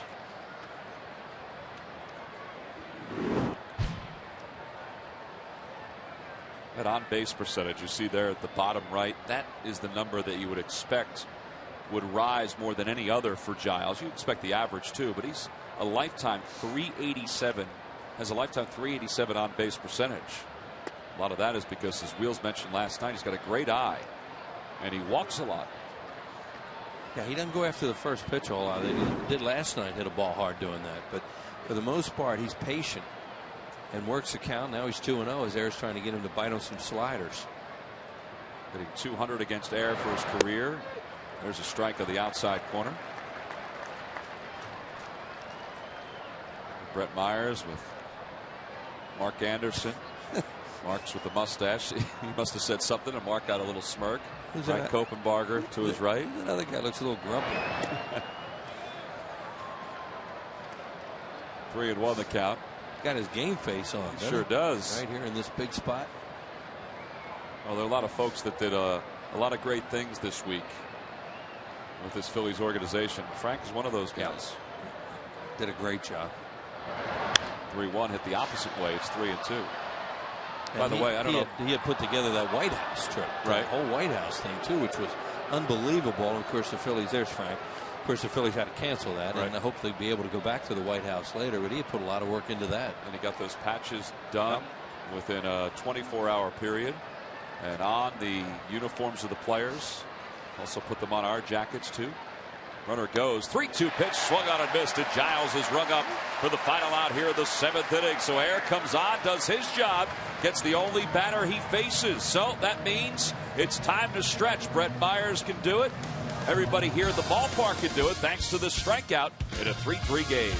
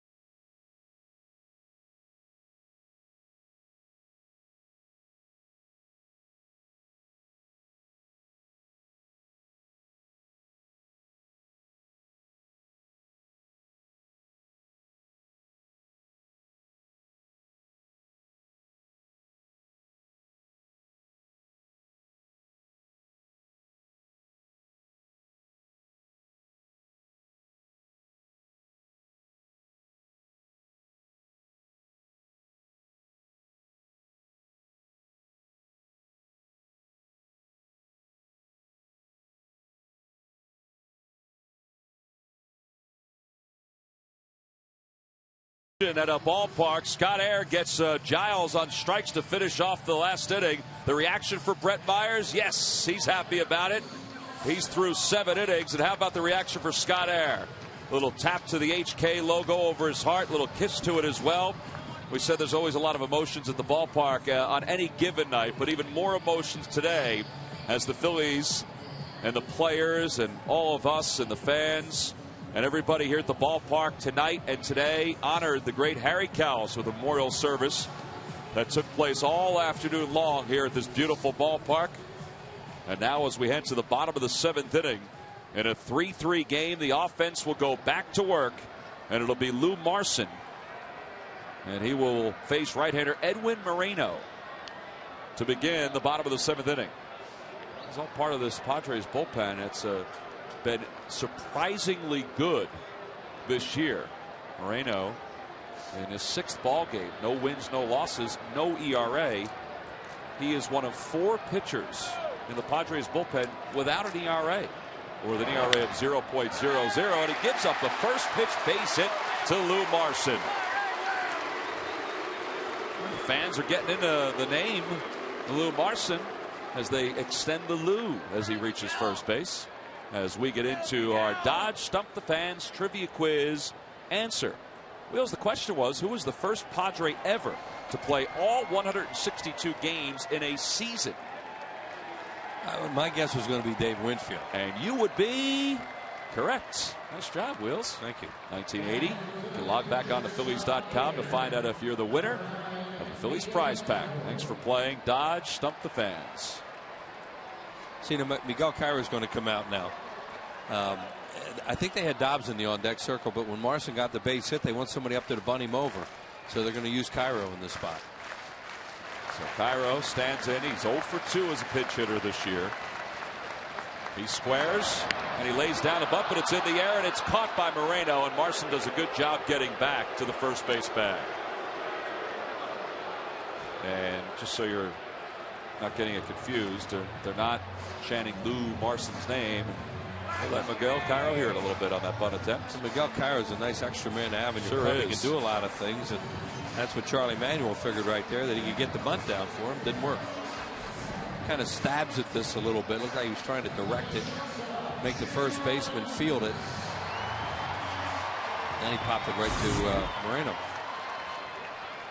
Well, with one away and a runner on first, Moreno will face Jimmy Rollins, who is 1 for 3. He's grounded out. He's flied out to fairly deep center, and he's also doubled in this game. Good breaking ball there by Moreno, and the count is 0-1.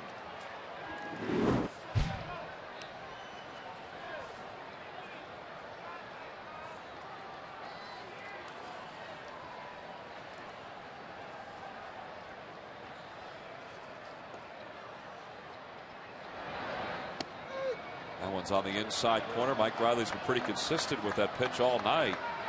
That one, though, looked a little tighter than some of the others. And quickly it's 0-2 to Rollins. Here's the veteran Mike Riley.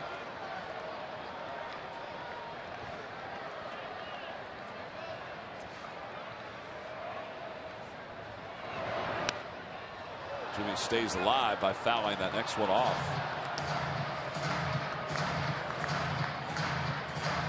Wheels, it's not the Fanatic's birthday tonight, but there's a youngster that decided to celebrate a day early with I guess a homemade Fanatic mask. That's pretty good, huh? See a lot of those kind of looks tomorrow, huh? I would think so. That's always a huge day here. The Fanatic's birthday with a big magic act for the game. Jimmy went fishing, and he's down on strikes for the second out. The Fanatic is somewhat inquisitive about his new friend. Well, speaking of special days, the Brewers are coming to town for a 3-game series, and on Tuesday, that's the 21st at 7:05, all fans receive a free World Champions commemorative ring keychain. That's compliments of McDonald's. You can order your tickets now by logging on to Phillies.com. 2 outs with a runner on first. Here's Victorino in a 3-3 ball game. Victorino off the end of the bat, a little flare shot to the left side of the infield. Kuzmanov makes the grab, and the inning is over. Well, it started out as a good inning. Lou Marson led off with a single, but he's stranded on first. The Fanatics ready to go to work as we go to the 8th.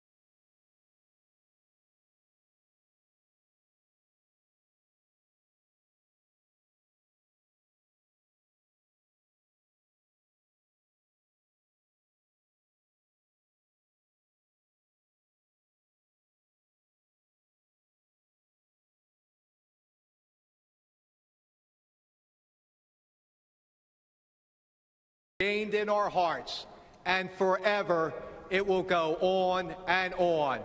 God bless you, Harry. Say hi to my dad in heaven. Well, that's Joe O'Loughlin, who spoke today on behalf of all the fans in the Philadelphia area and even beyond to honor the memory of Harry Kalas. He was asked to speak today. He's a friend of the Kalas family. Also spoke, I believe, at Whitey's service as well. And a beautiful, beautiful speech. And Joe should be really commended for what he said this afternoon during the memorial service here at the ballpark. And he was not alone. There were some pretty good words that were tossed around in Harry's honor today. Ryan Matson will enter the ball game. Second straight night for Matson out on the mound. Yeah, he struggled here last night. Ryan came in with a chance to kind of get that game over with last night and blew up on him. He gave up 3 runs. He had really pitched well before that. So here you go, bring him back-to-back nights, try and get him straightened out, get his confidence back. Facing Adrian Gonzalez to begin the 8th inning. Gonzalez has a 2-run home run tonight. By the way, one of the other folks that spoke today was Richard Ashburn. Richard, yeah. Yeah, Richie's son. And he read a poem that his wife had composed. And I'll tell you, that started the whole event when the crowd had settled in. And well, I'll tell you, that's an impressive family right there. Well, Harry used to write a lot of poems, and he wrote one for Whitey. So Lisa Ashburn wrote one for Harry, and Richard did a great job reading it. Count is 1-1, Adrian Gonzalez. It's that one the opposite way. It's 1-2.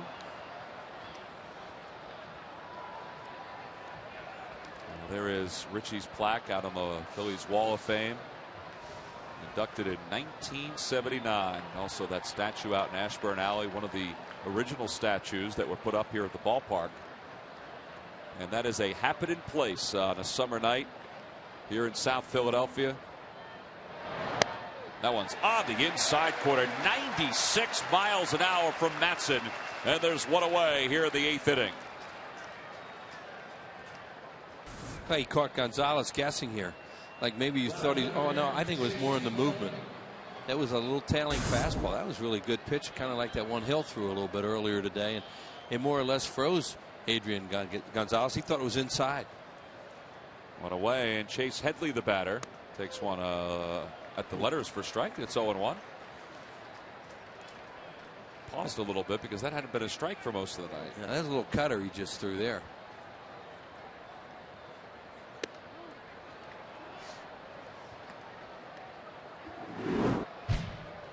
Headley's gone out on strikes, as we said, his last 2 times up, and walked back in the 1st inning. Got into a somewhat of a heated exchange with Mike Riley after his last strikeout. He went down swinging, but it was the 2nd strike that he was still griping about. Pulls that one on the ground. Never a great idea when you got to squat in front of the guy all night. Headley, I mean, the catcher Hundley. Right, he got to it. I did the same thing. Yeah, it before. was Hundley. Yeah, I did the same thing before. Yeah, and he had some problems with him twice tonight, and then he got to go back out there. Most catchers, they try not to do that if they can avoid it. I guess you realize it more and more as you get a little older behind the plate. Yeah, because you got to work with that guy back there, and okay, called you out on a pitch, but now you want that for your guy. Right. And your most important thing when you catch is calling the game.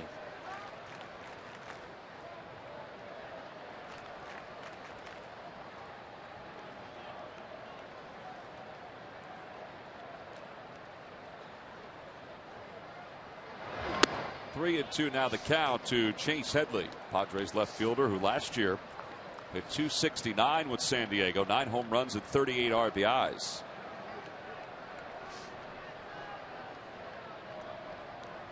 He's a college kid who was a 2nd-round pick by San Diego. There's Kevin Kuzminoff waiting on deck. And it remains 3 balls and 2 strikes. Boy, I like the velocity that Matson's throwing out there tonight. Well, that's his 4-seamer, and that's when he gets a good velocity on the one we showed earlier was a little bit of a cutter. He'll use that. He's kind of abandoned his curveball, and he really doesn't throw that. And then he has a great changeup. I think there is at any point that he would throw the curveball. I don't think he needs to now that he's relieving. Unless he at one pitch abandons him.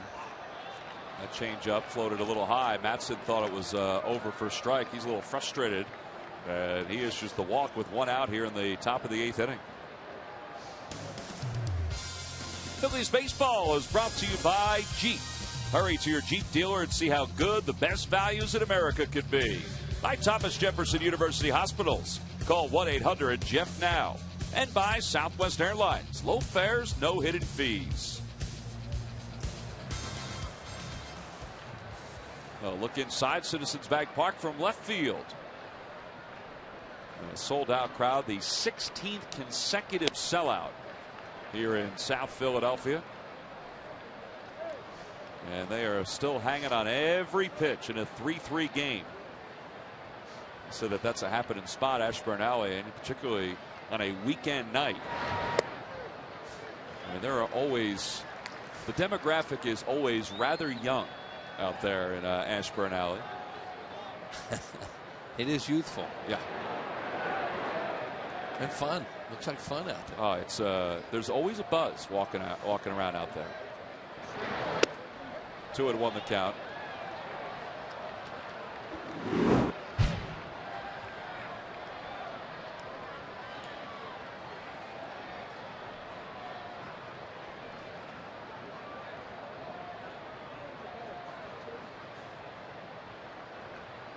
Toss over to first. Back on the dive is Headley. I think there's a lot of folks around the league that are still trying to figure out this Padres team. You know, so many squads after the first couple weeks are riding high. San Diego certainly is. Bud Black's team last year really struggled offensively. They wound up winning just 63 games. Good change up by Matson. Kuzminoff way out in front. It's 2-2. Dodgers are off to a hot start. They won again today. The thing about the Dodgers, though, is you expect it from them. You know, whereas the Padres, as you see the Gonzalez brothers on the bench, I don't know if you really expected too much from them.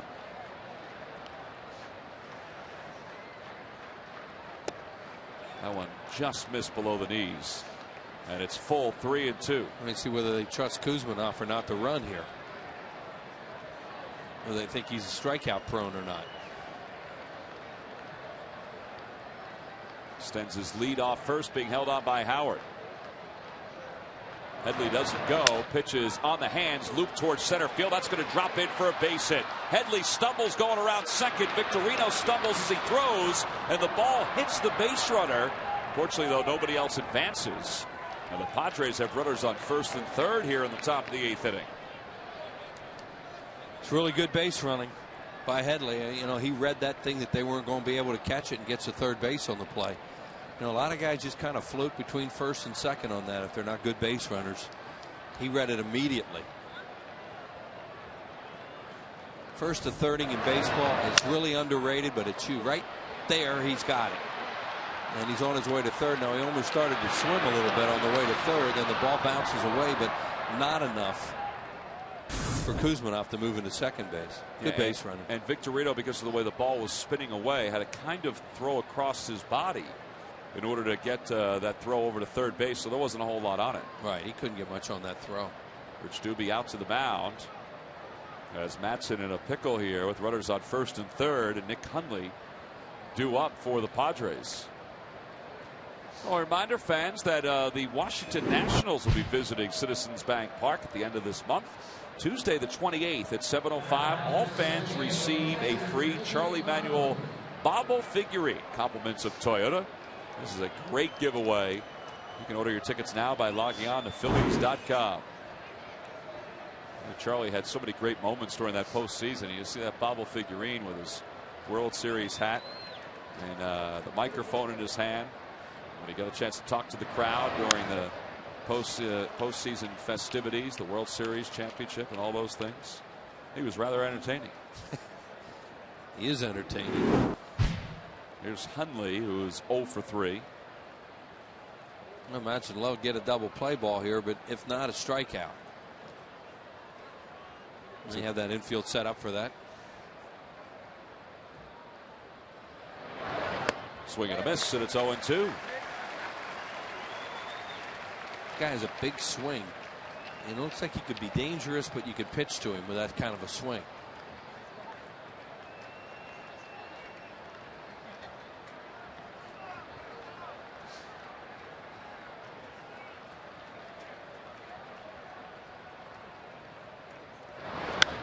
Two is hit fouled on the right field line.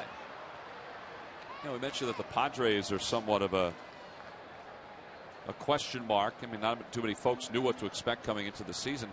I think the National League West, to a certain extent, has a lot of questions. The Dodgers, you would figure, were the favorite coming in, but I think their pitching has been somewhat suspect. At least on paper it is.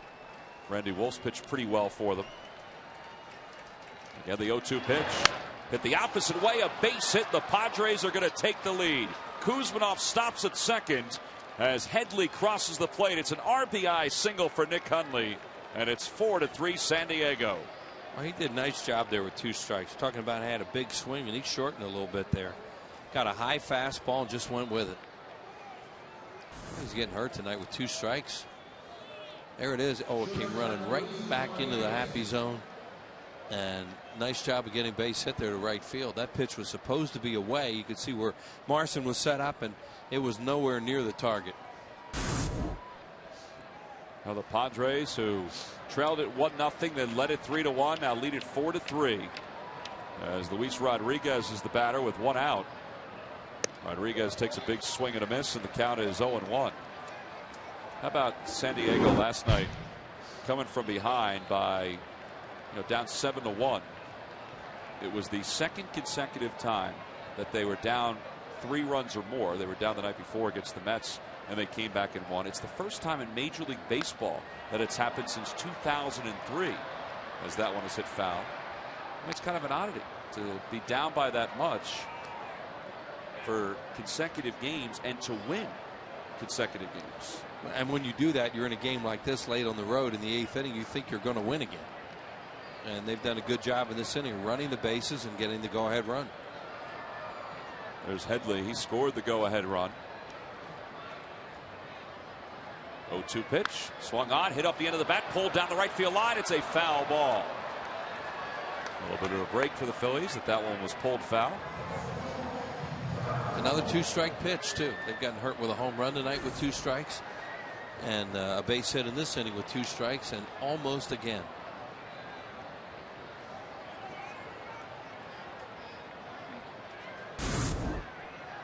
Matson and Marson having a conversation at the bottom of that hill. Last night, Ryan was charged with 3 runs on 3 hits in an inning of work. He's allowed a run here on 2 hits and a walk. Ahead 0-2 the pitch. Ooh. This is off the inside corner. It's 1-2. That's a good 2-strike pitch, though. As you said, just misses off the inside corner. Sometimes you might even get the call. You're rarely going to get hurt on that pitch.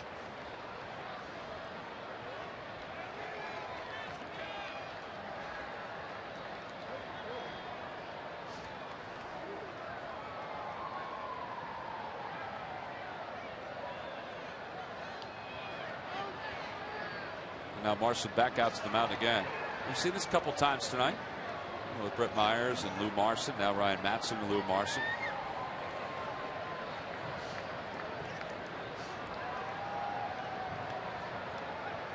By the way, tomorrow on my PHL 17, Behind the Pinstripe starts an extra half hour early. So it's an hour show, a tribute to Harry Kalas. That's before the start of our ball game here, 1:35.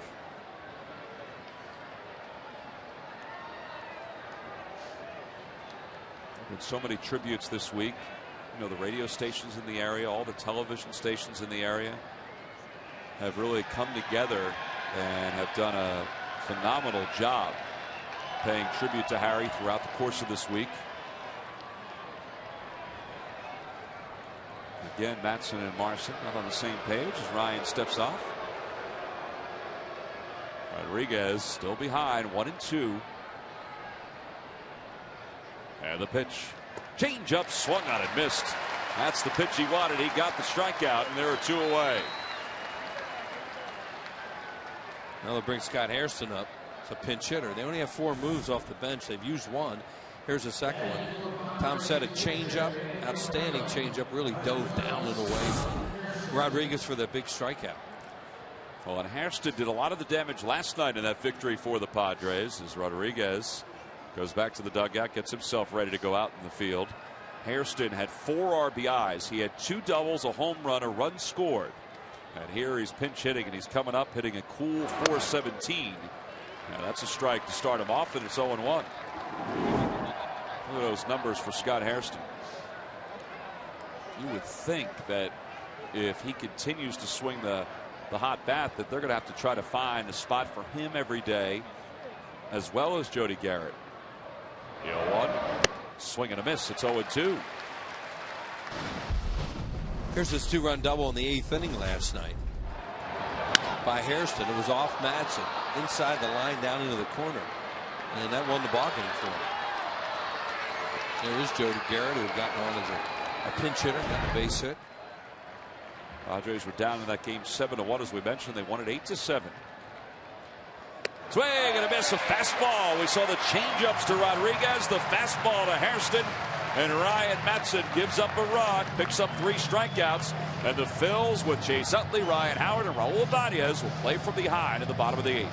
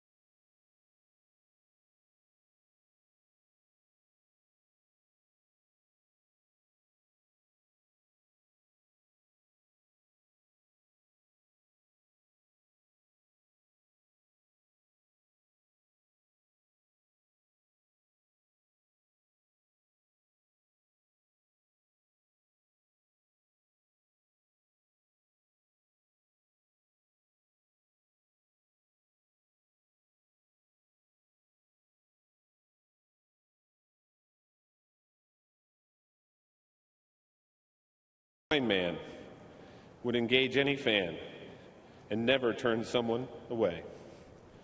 He had a great smile and plenty of style. High hopes was his motto and song. When he'd shout "out of here," we would all stand and cheer to know that the ball was long gone. With his partner and friend, he's reunited again, and they'll call the plays from above. Though our voice is now gone, you'll grace heaven with your song, Harry, and know that you go with our love. Lisa Ashburn. Whitey's son Richard reading that poem, which was written by his wife Lisa. And there is Harry and Whitey during cherished times, all part of the festivities today, the memorial service which took place here at Citizens Bank Park. And now this baseball game has gotten a little tighter because the Padres have taken a 1-run lead, and they turn it over to their 8th inning setup man, Duaner Sanchez, who is in his 6th ball game of the year in a Padres uniform. No wins, no losses. You see there a 3.60 ERA, and he's kind of found a control of his changeup, at least for the early part of the season, in a Padres uniform. And they'll face 3, 4, and 5 for the Phillies. They had a shot at him last night to tie the game, and Utley got a 2-out base hit, and Headley made a nice throw home. Hundley blocked the plate, and Dobbs was out. Chase Utley 0 for 3 tonight. Takes a fastball off the outside corner. It's 1-0. Guys are pitching a lot here early in the season, Sanchez and Heath Bell, and it's one of the reasons why they've been winning, is they've been able to get the outs late and hold a lead. Sanchez released by the Mets during spring training. That one's at the knees for a strike. Well, the Padres bullpen has got the 2nd best ERA in the National League through the first 10 games of the season, 11 games. And we'll see what's left of that Padres bullpen. Heath Bell is tucked behind that chair to your right, as he'll start to loosen up in a little bit if the Padres remain on top. The ERA for the best team in the National League bullpen wise, as far as the ERA is concerned, is the Mets right now in the early part of the season. The Padres also, I think, Wheels, did a a pretty good thing by signing Chad Gaudin, the former Chicago Cub.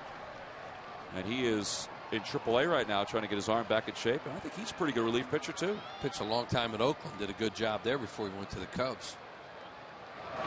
1-2 is popped foul behind home plate. And the count holds 1-2.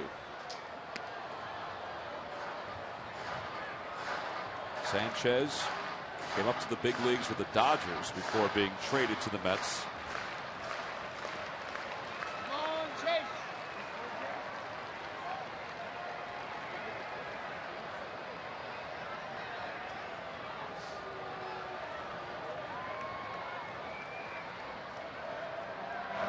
Swing and a fly ball deep to right field. Giles going back to the warning track, to the wall. It is gone. And this ball game is tied up at 4.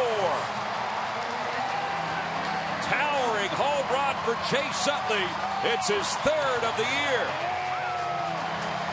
And it's the 3rd home run of the night for the Phillies.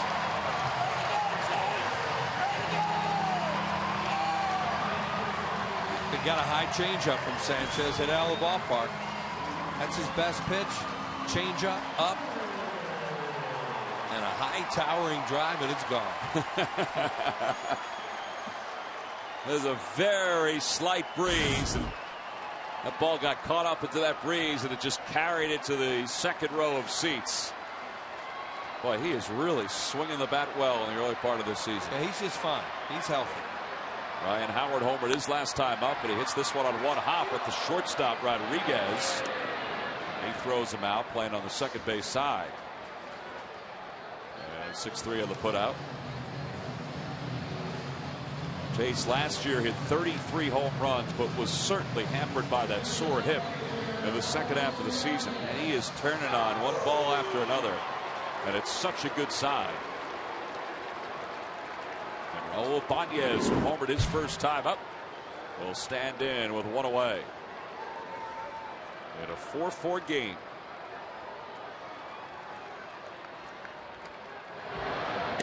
That's a fastball in there for a strike. Well, right now they have Tashner up in the bullpen because 2 out of the first 3 hitters in the 9th inning in a tie game for the Padres are left-handed batters. There's Clay Meredith for the Padres. He's loosening up as well. Lidge is also kind of walking around out there. Line drive, base hit for Ibanez. Second hit of the night for Raul. So the go-ahead run is aboard. Darren Balsley to the phone. They're probably going to see if Clay Meredith is ready. Meredith is a ground ball pitcher. And we're deducing that that's what they're trying to do with the right-hander loosening up. Jack Tashner, lefty for the Phillies, loosening up. And there's Lidge, who's just kind of walking around out there. They get the lead. Obviously, he's going to come in the ballgame.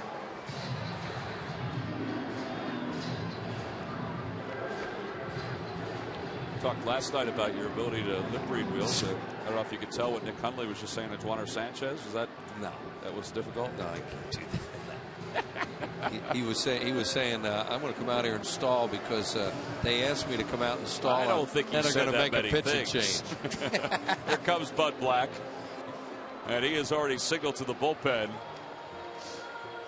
for Clay Meredith. Meredith will get a douse of water before he heads into the ball game.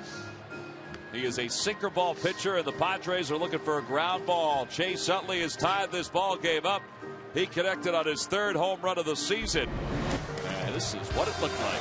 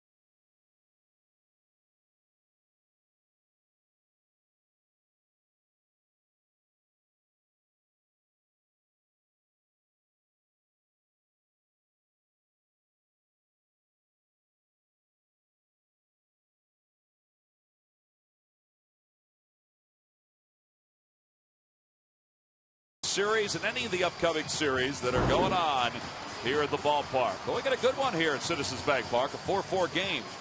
Phillies have the potential go-ahead run at first base. And Clay Meredith has been summoned from the pen by Bud Black. You said, Tom, he's a ground ball pitcher. And he's going to face Jason Worth, who grounded into a double play off him last night. Another reason why they brought him in the game. Jason bounces the first pitch toward the middle, right past the diving Rodriguez into center field. Look at Ibanez heading to third. He's going to get there standing. Oh, boy, can he run the bases. Yep. And the Phillies have runners on first and third here in the bottom of the 8th inning. Talked earlier, Headley got them the run by running the bases. First to thirding in Major League Baseball is one of the most underrated things in the whole game. You can win or lose so many games by guys who can go from first to third. That was a tremendous base running play by Ibanez here. Now, obviously, he's going on the ground ball, but he reads immediately where the center fielder is coming in on it. They were playing pretty deep, was Garrett. He sees that, and you know he's not real fast, but he's fast enough, but he's a smart base runner.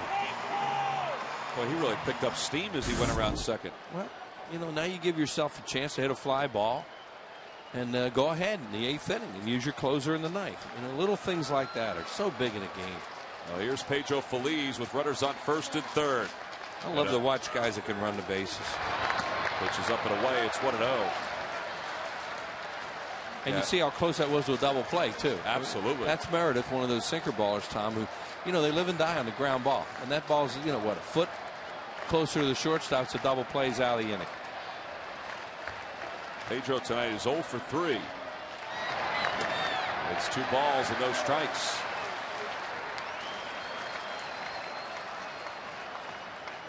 Greg Dobbs is in the on-deck circle, and if it comes down to it, he's going to pinch hit for Lou Marson. That's why he was having that conversation with Chase Utley. They showed that shot on the bench, you know, because they were talking about Meredith.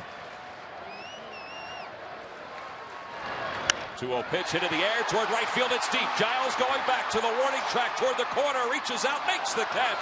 Tagging from third is Ibanez. He's going to score the go-ahead run, and the Phillies lead it 5-4. Tell you what, folks, there was a whole lot that happened between Jason Worth and Raul Ibanez. Give Worth credit for the base hit, but that run was all thanks to Raul Ibanez. Base run. Tremendous base running by Ibanez. First to third on a ground ball to center field. Good baseball right there. And here's the fly ball. Good job by Pedro to hit the ball in the air. Giles makes a heck of a play on this, too. This is a long run. He was playing him in the... Ooh, he snow-coned it, too. Mike Buckholder take a little look out there to see what happened. Phillies had a ground crew there. He's just checking out that play. Yeah, stuck his head through from one side to another in that window down the right field line. Here's Greg Dobbs pinch hitting. And he's down on the count 0-1. They're going to hit for Marson here. There's Lidge, who had a shaky 9th inning last night. Just came in for some work and had the bases loaded, nobody out, and then got out of it. Now he will come in a save situation, at least at this point. Dobbs had a pinch hit in last night's game. Mentioned before, he was thrown out trying to score the tying run in last night's ball game. That pinch hit for Dobbs gave him 37 career pinch hits as a member of the Phillies, which ties him for 7th in team history with Ruben Amaro Jr. and Dave Philly.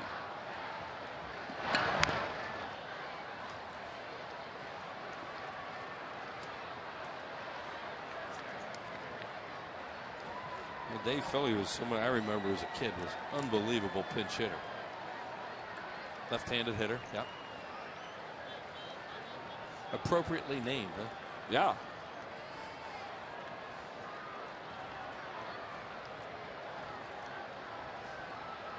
Who's that other guy?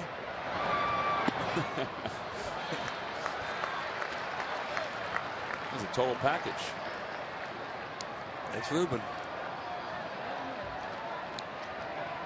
Dobbs last year with 22 pinch hits. That set the single season record for the Phillies.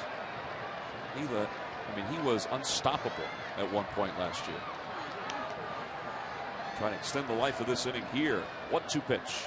Inside and low, down toward his shins. It's 2-2. I'd like to get Matt Stairs in at bat. He's waiting. Phillies have used their Stairs. Dobbs, Cairo. They'll use Coast to come on to catch and possibly use Stairs. Charlie Manuel is rolling the dice to get the win here tonight.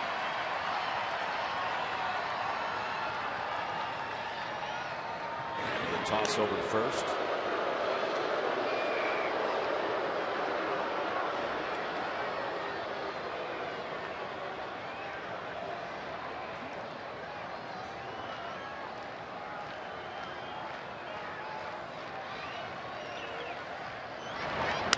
Two, chopped the opposite way. Kuzmanov backs off, looks to second. That might have cost him. Nope, he's got the out at first.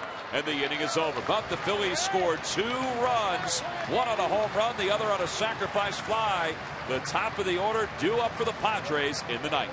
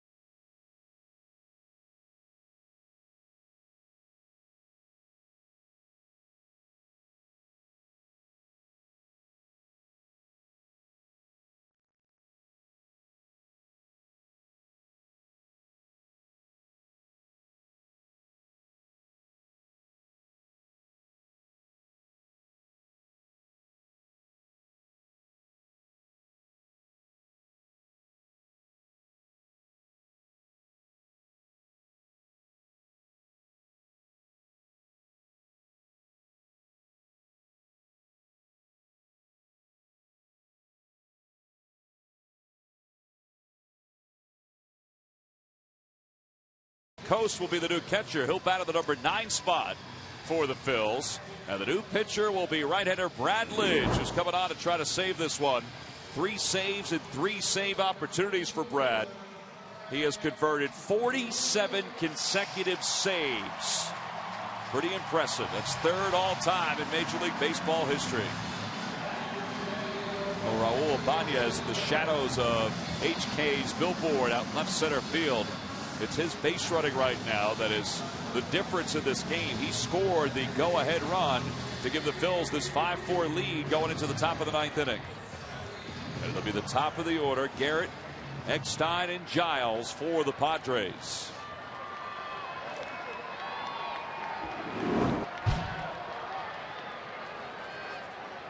Phillies have 4 wins this year, and all 4 are come from behind wins. And they had a come from behind tonight. Garrett takes a fastball outside. It's 1-0. Yeah, last night they were looking at a get ahead early and coast to an easy win, and the Padres wouldn't have it.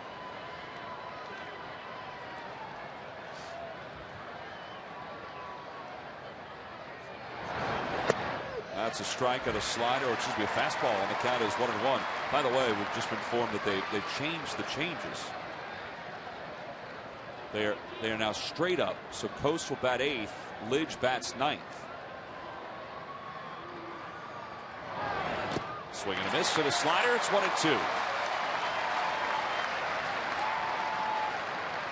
Some of the young fans enjoying a weekend at the ballpark, hoping they can enjoy a victory.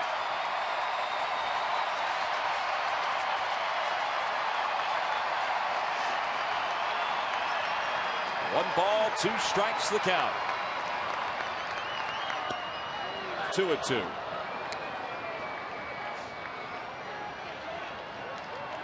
Garrett has scored a run. That was back in the 3rd. He has singled tonight. 1 for 4. Line drive toward right center field, a base hit. Victorino gets to it quickly. He slides and then kicks the ball toward the gap, and Garrett is going to slide into second base with a leadoff double.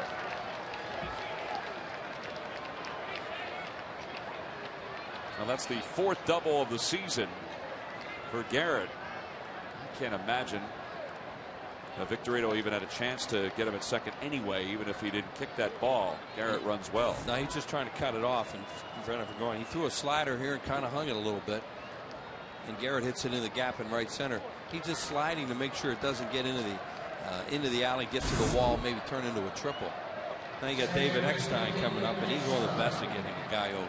You just expect him to do this. So Garrett's on second, torn pants and all. David Eckstein been on base all 4 times tonight. A walk, a couple hits, a fielder's choice. And he takes a fastball up high. It's 1-0. Command of the fastball really has been a problem for Brad. He'll tell you that over the first couple weeks of the season.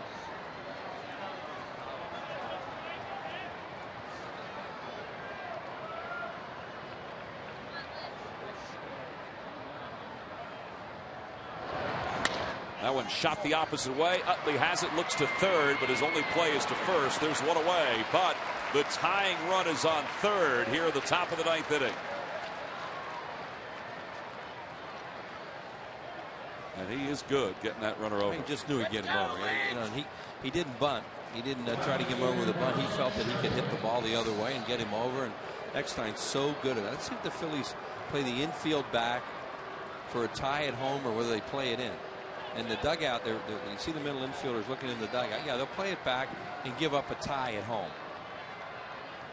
Brian Giles, the hitter. Giles takes the first pitch on the inside corner for strike. It's 0-1. And on the road, you don't usually do that. On the road, you probably play it in. But at home, figure, hey, if they tie the game, there's 2 outs, nobody on base, and then you come in, try and win it in the bottom of the 9th inning.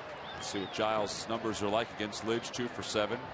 See Charlie talking with Pete McCannon in the dugout. 0-1 the count to Giles, who's got a hit tonight and an RBI. Good play by Coast to keep that ball in front of him. It's 1-1. Well, they get the 2 guys up now they really want. 2 left-handed hitters, and Giles and Gonzalez, both of them pretty good contact hitters. And they know a ground ball right now will tie the game for them.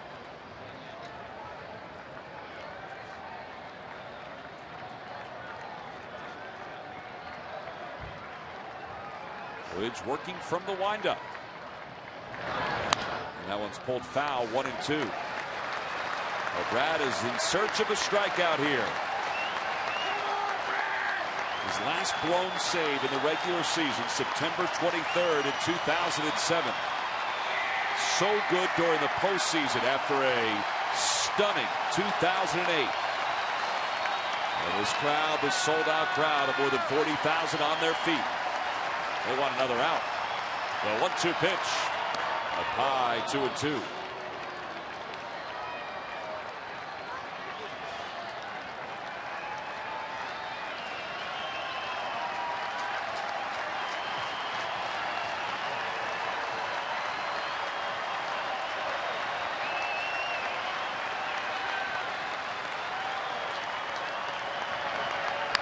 Hit the opposite way, foul, and Giles is just trying to stay alive on that one. Well, you know, he's thinking he's going to try and get him out with slider, but he has to try and protect against a fastball. And you know, guys throwing 93, 94. That's what kind of swing you're going to get if you're thinking slider. And you see, that's one of those emergency swings. Ball was past him. Yeah, that's what I mean. He's a contact hitter.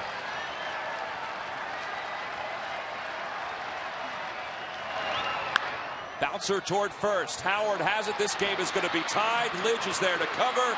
There's out number 2. He went 47 consecutive games without blowing a save. And Brad Lidge allows the tying run to score here in the 9th inning. Well, all good things eventually must come to an end. Yeah, the fans are starting to recognize that too. Such a great fans here, and they understand the game. And you see them starting to clap right now. You know, they know that that's a blown save and how long it had been since that happened to Brad Lidge. That's a nice tribute to him. I mean, that doesn't even include what he did in the postseason. Right. Impeccable in the postseason. Now it's a 5-5 game. And Adrian Gonzalez, the batter. Well, it's going to be tough to strike Giles out in that spot. And you don't want to give up a cheap hit through a drawn-in infield and allow them to potentially get a go-ahead run. So that's what you do there. You play the infield back, give up the out. 2 outs, nobody on base, and go after him in the bottom of the ninth.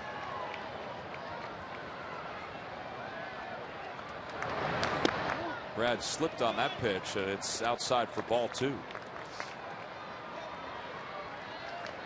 Gonzalez has a 2-run home run in this ball game. That was back in the 3rd.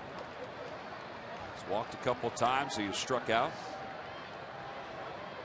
It began with Garrett's double to start this inning. 3-0.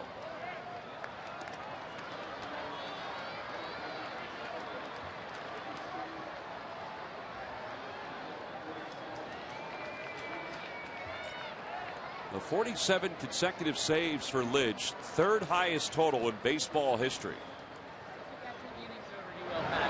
There's ball 4. Gonzalez is aboard with a 2-out walk. The highest consecutive save total is Eric Gagne. His mark was unbelievable. Then Tom Gordon. See Gagne 84 straight games. It spanned parts of the 02, all of the 03, and part of the 04 season. How about Tom Gordon? 54 consecutive games saved. Well, you think all the things that happen in a game that you could blow a save. And that's remarkable, those 3 numbers there, especially Gagne's. 84. Well, and then you figure that you take into account that right after that is when he started with all the arm problems, and he's never been the same. No, he was amazing show in those days. 95 fastball, great split. 1 pitch. Make it 0-2 now.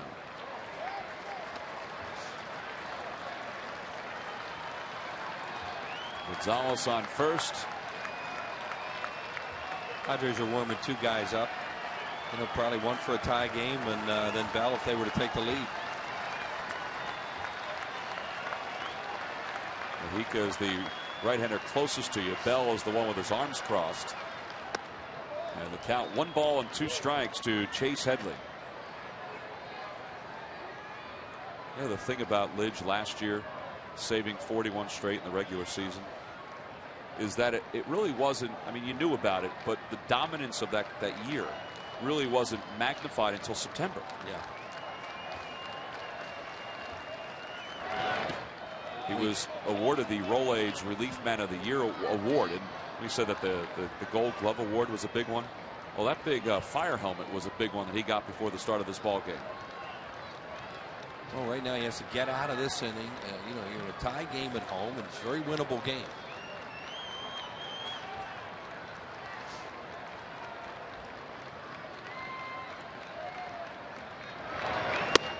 And 2 now the count.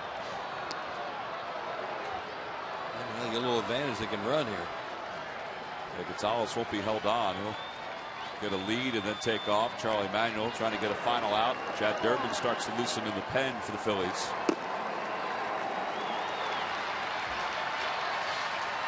There's Gonzalez. He goes. 3-2 pitch. Down low, ball 4. Back-to-back walks for Lidge. He's thrown 23 pitches now in this game. And he worked hard here last night. You know, that's why they're getting Durbin up. Here comes Rich Doobie out to combination talk and stall. I don't know if they're thinking about a pitching change or not. But he just wants to come out and talk to Lidge now. Maybe he sees something. A lot of times pitching coaches don't like to come out and correct things during a game if they can avoid it. Yeah, a lot of times you'll see them signal to the catcher to remind them of something that they see, and then the catcher will then, you know, just do a little soft signal to the mound.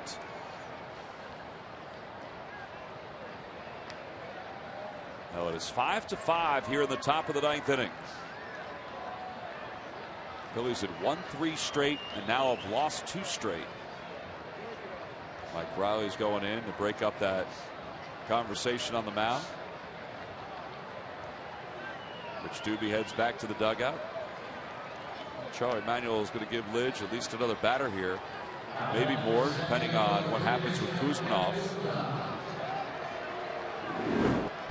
He's had himself a pretty good night.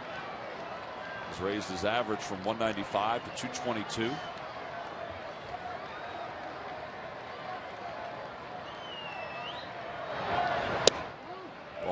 a slider that just drops below the knees. It's 1-0. They ain't swing at it either. That's a 2-strike slider a lot of times where they'll chase, but early in the count like that, they're going to freeze on it and hope it's a ball, and it was. That slider does not get over the inside corner. It's now 2 balls and no strikes. He's trying to throw the slider for a strike now.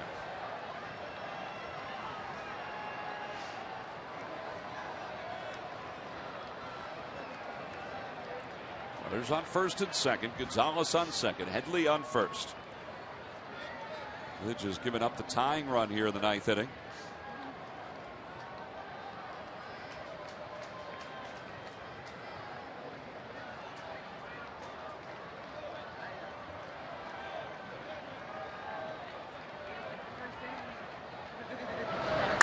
Two-0 pitch hit high in the air, deep to left field. Ibanez going back to the wall, and the Padres have taken the lead. It's a 4-run 9th inning, and San Diego leads it 8-5. And I'm not sure if anybody saw this coming.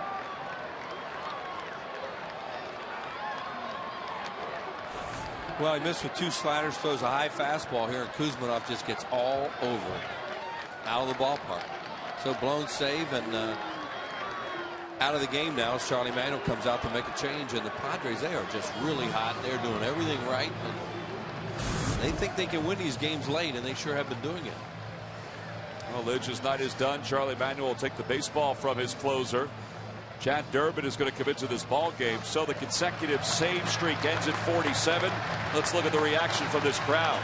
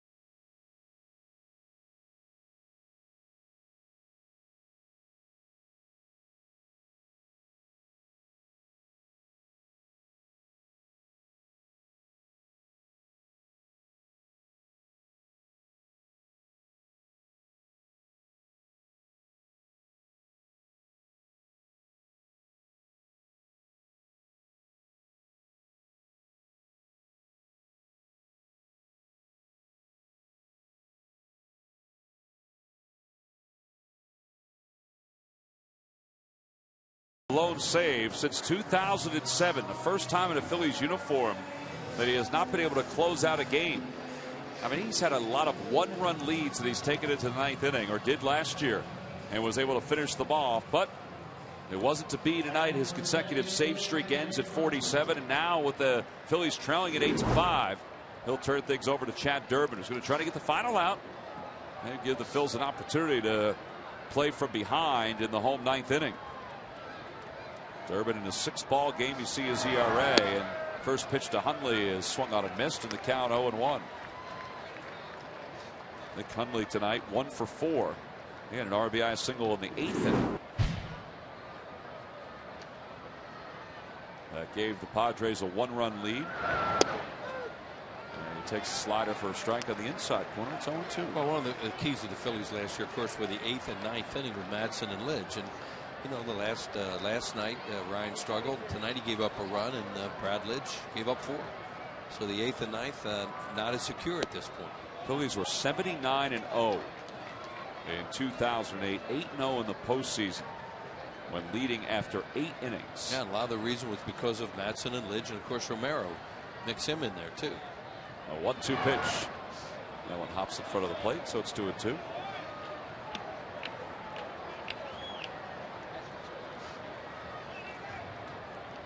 Well, in the 8th inning, the Padres scored a run when that guy, Chase Headley, worked out a 1-out walk and then came around to score on a base hit by the guy at the plate, Nick Hundley. He's walked in this inning here and has scored on a home run. Swing and a miss. And Hundley is down on strikes, and the inning is over. But the damage certainly is done by the Padres. They score 4 runs. Brad Lidge could only sit and watch as the Phillies go to the bottom of the 9th, down 3.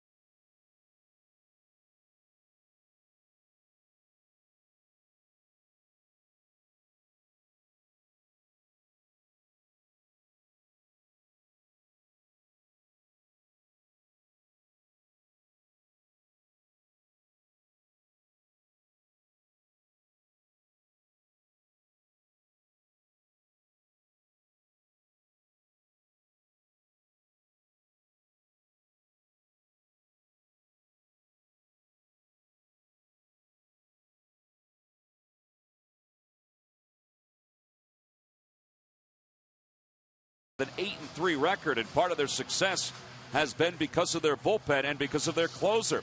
And there he is, big old Heath Bell, who's going to come on here in the bottom of the 9th inning. He's got no wins, no losses, no ERA. In 6 games, he has 6 saves. Thrown 5 2/3. He's walked 2. He has struck out 7.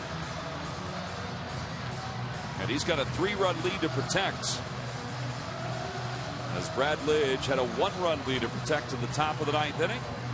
But he gave up a run on a ground out and then a 3-run home run, and that's why we're at 8-5 San Diego as we start the bottom of the 9th inning, and Matt Stairs is going to pinch hit for Chad Durbin. Stairs has a hit so far as a pinch hitter in 4 at-bats, and that hit was a home run. He is the active leader in pinch hit home runs in Major League Baseball. And a home run would be nice, certainly, but the Phillies just need some base runners. Oh, well, that was why they so much wanted to keep this game tied and gave up the tying run to lead off with Matt Stairs here. Maybe could end it with 1 swing. But wasn't to be with the 2 walks and then 3-run home. Heath Bell fires a fastball high. It's 1-0. And this Heath Bell's been pitching a lot lately and throwing a lot of pitches. But, you know, they're in a good situation now. They want to win as many games as they can right out of the chute, so they're going to go to their best. 2-0 the count. Bell said in the papers this morning out in San Diego that he was moved to tears during some of the events that took place around the ball game last night, honoring Harry's passing, including the high hopes that was sung in the 7th inning, just as it was sung tonight in the 7th inning. 2-1 the count. He has no ties to the Philadelphia area, Heath Bell that is. You know, came up through the Mets organization. He makes his home in Florida.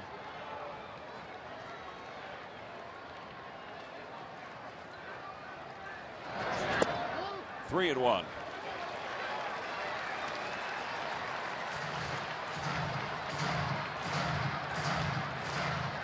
Well, for a long time, the Padres never worried about their ninth inning because they had Trevor Hoffman, the all-time saves leader in Major League Baseball history. This is Bell's first year as the closer, and he now has the count at 3-2 against Matt Stairs.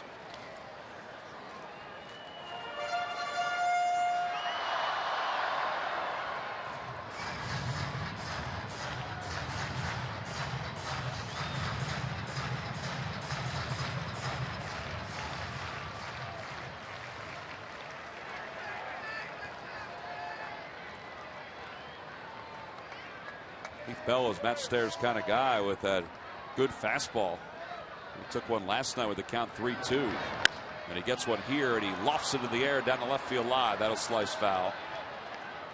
And it remains 3-2. He thrown a 3-1 slider right before that and gotten strike 2 on it, and then fastball down the middle took it to end the game.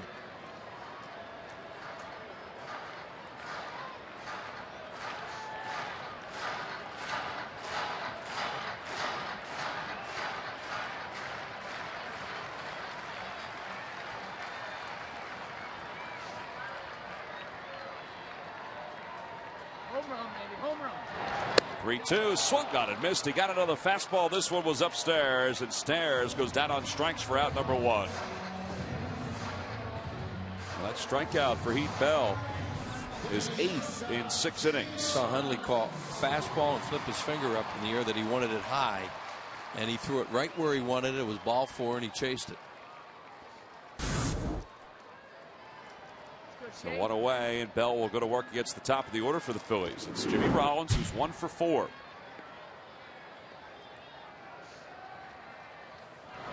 And Jimmy takes one a little high, 1-0. Phillies tonight have gotten 3 home runs. A shot by Chase Utley, one by Ryan Howard, another one by Raul Ibanez. But all 3 have been solo shots. Saw Jimmy's numbers against Bell. He's hitless.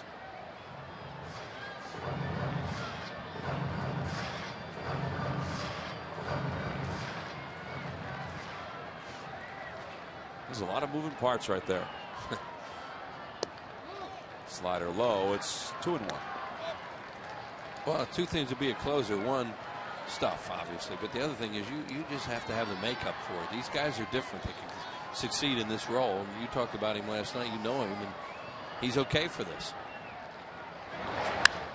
Rollins hits one the opposite way, foul. It's 2-2. You got to be able to shake it off if you have a bad night and get back at him the next night, and understand how important that role is. You can't give up a run many times. I think the toughest thing for a closer, I mean, and this is something that they've had to deal with over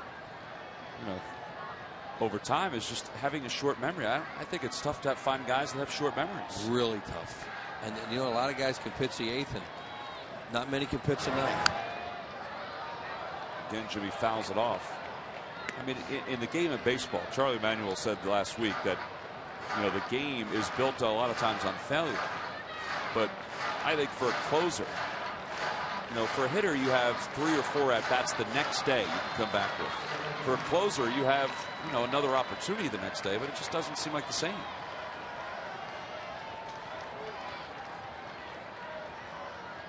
Fastball in.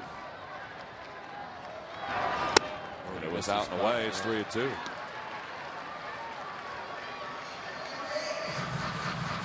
Chase Utley hoping for a chance here. Well, I'd like to get 2 on in front of him. That's what Jimmy's doing right now. He's working the count, trying to get on base. Oh, he's run it full. Here's the 3-2. Breaking ball lifted in the air. Over towards shortstop Rodriguez. Should make the easy play, and he does, and there's 2 outs. So 2 away as J-Roll is retired. Here's Shane Victorino. Victorino's got a base hit and RBI. Phillies down to their final out. They won 3 straight. Now they've lost 2 straight.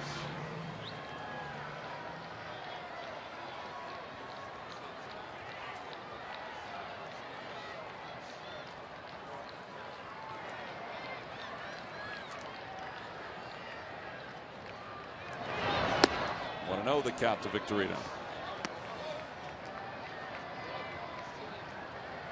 Last year, the Phillies during the month of April finished above 500, but they were just 15-13. Which was good. Yep. Considering some of the other Aprils around here. The problem is that the Marlins have really jumped out. They're 10-1. 1-0 pitch. Outside and high. Ball 2. 2-0. They're 10-1. They lead the Phillies by 5. You see what the Phillies have done the last 4 Aprils. 10, 10, 11, and 15. Again, of course, the season opened in March last year, Right. and they lost the opener. Right to the Nationals. Lost the first 2 to the Nationals. That's a strike. It's 2-1. We said it even last year because there was a lot of trepidation going into the season about what kind of April it would be. That, you know, the month of April doesn't always make your season, but it can go a long way in establishing your season. There's strike 2. It's 2-2.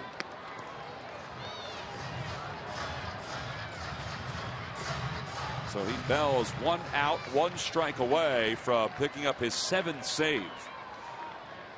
He's gotten a head start against everybody else in this league. And it remains 2-2 as Rollins fouls it off.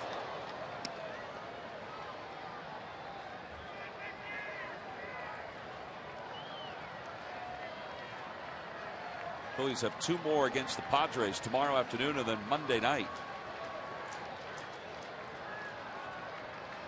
And next time they'll face San Diego the first week in June, and then that's it.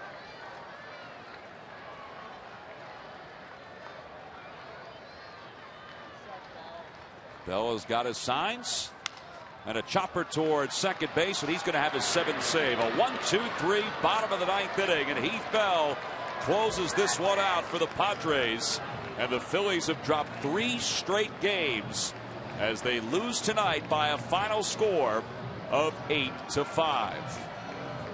Well, the offense got 3 solo home runs, but Kevin Kuzminoff belted a 3-run home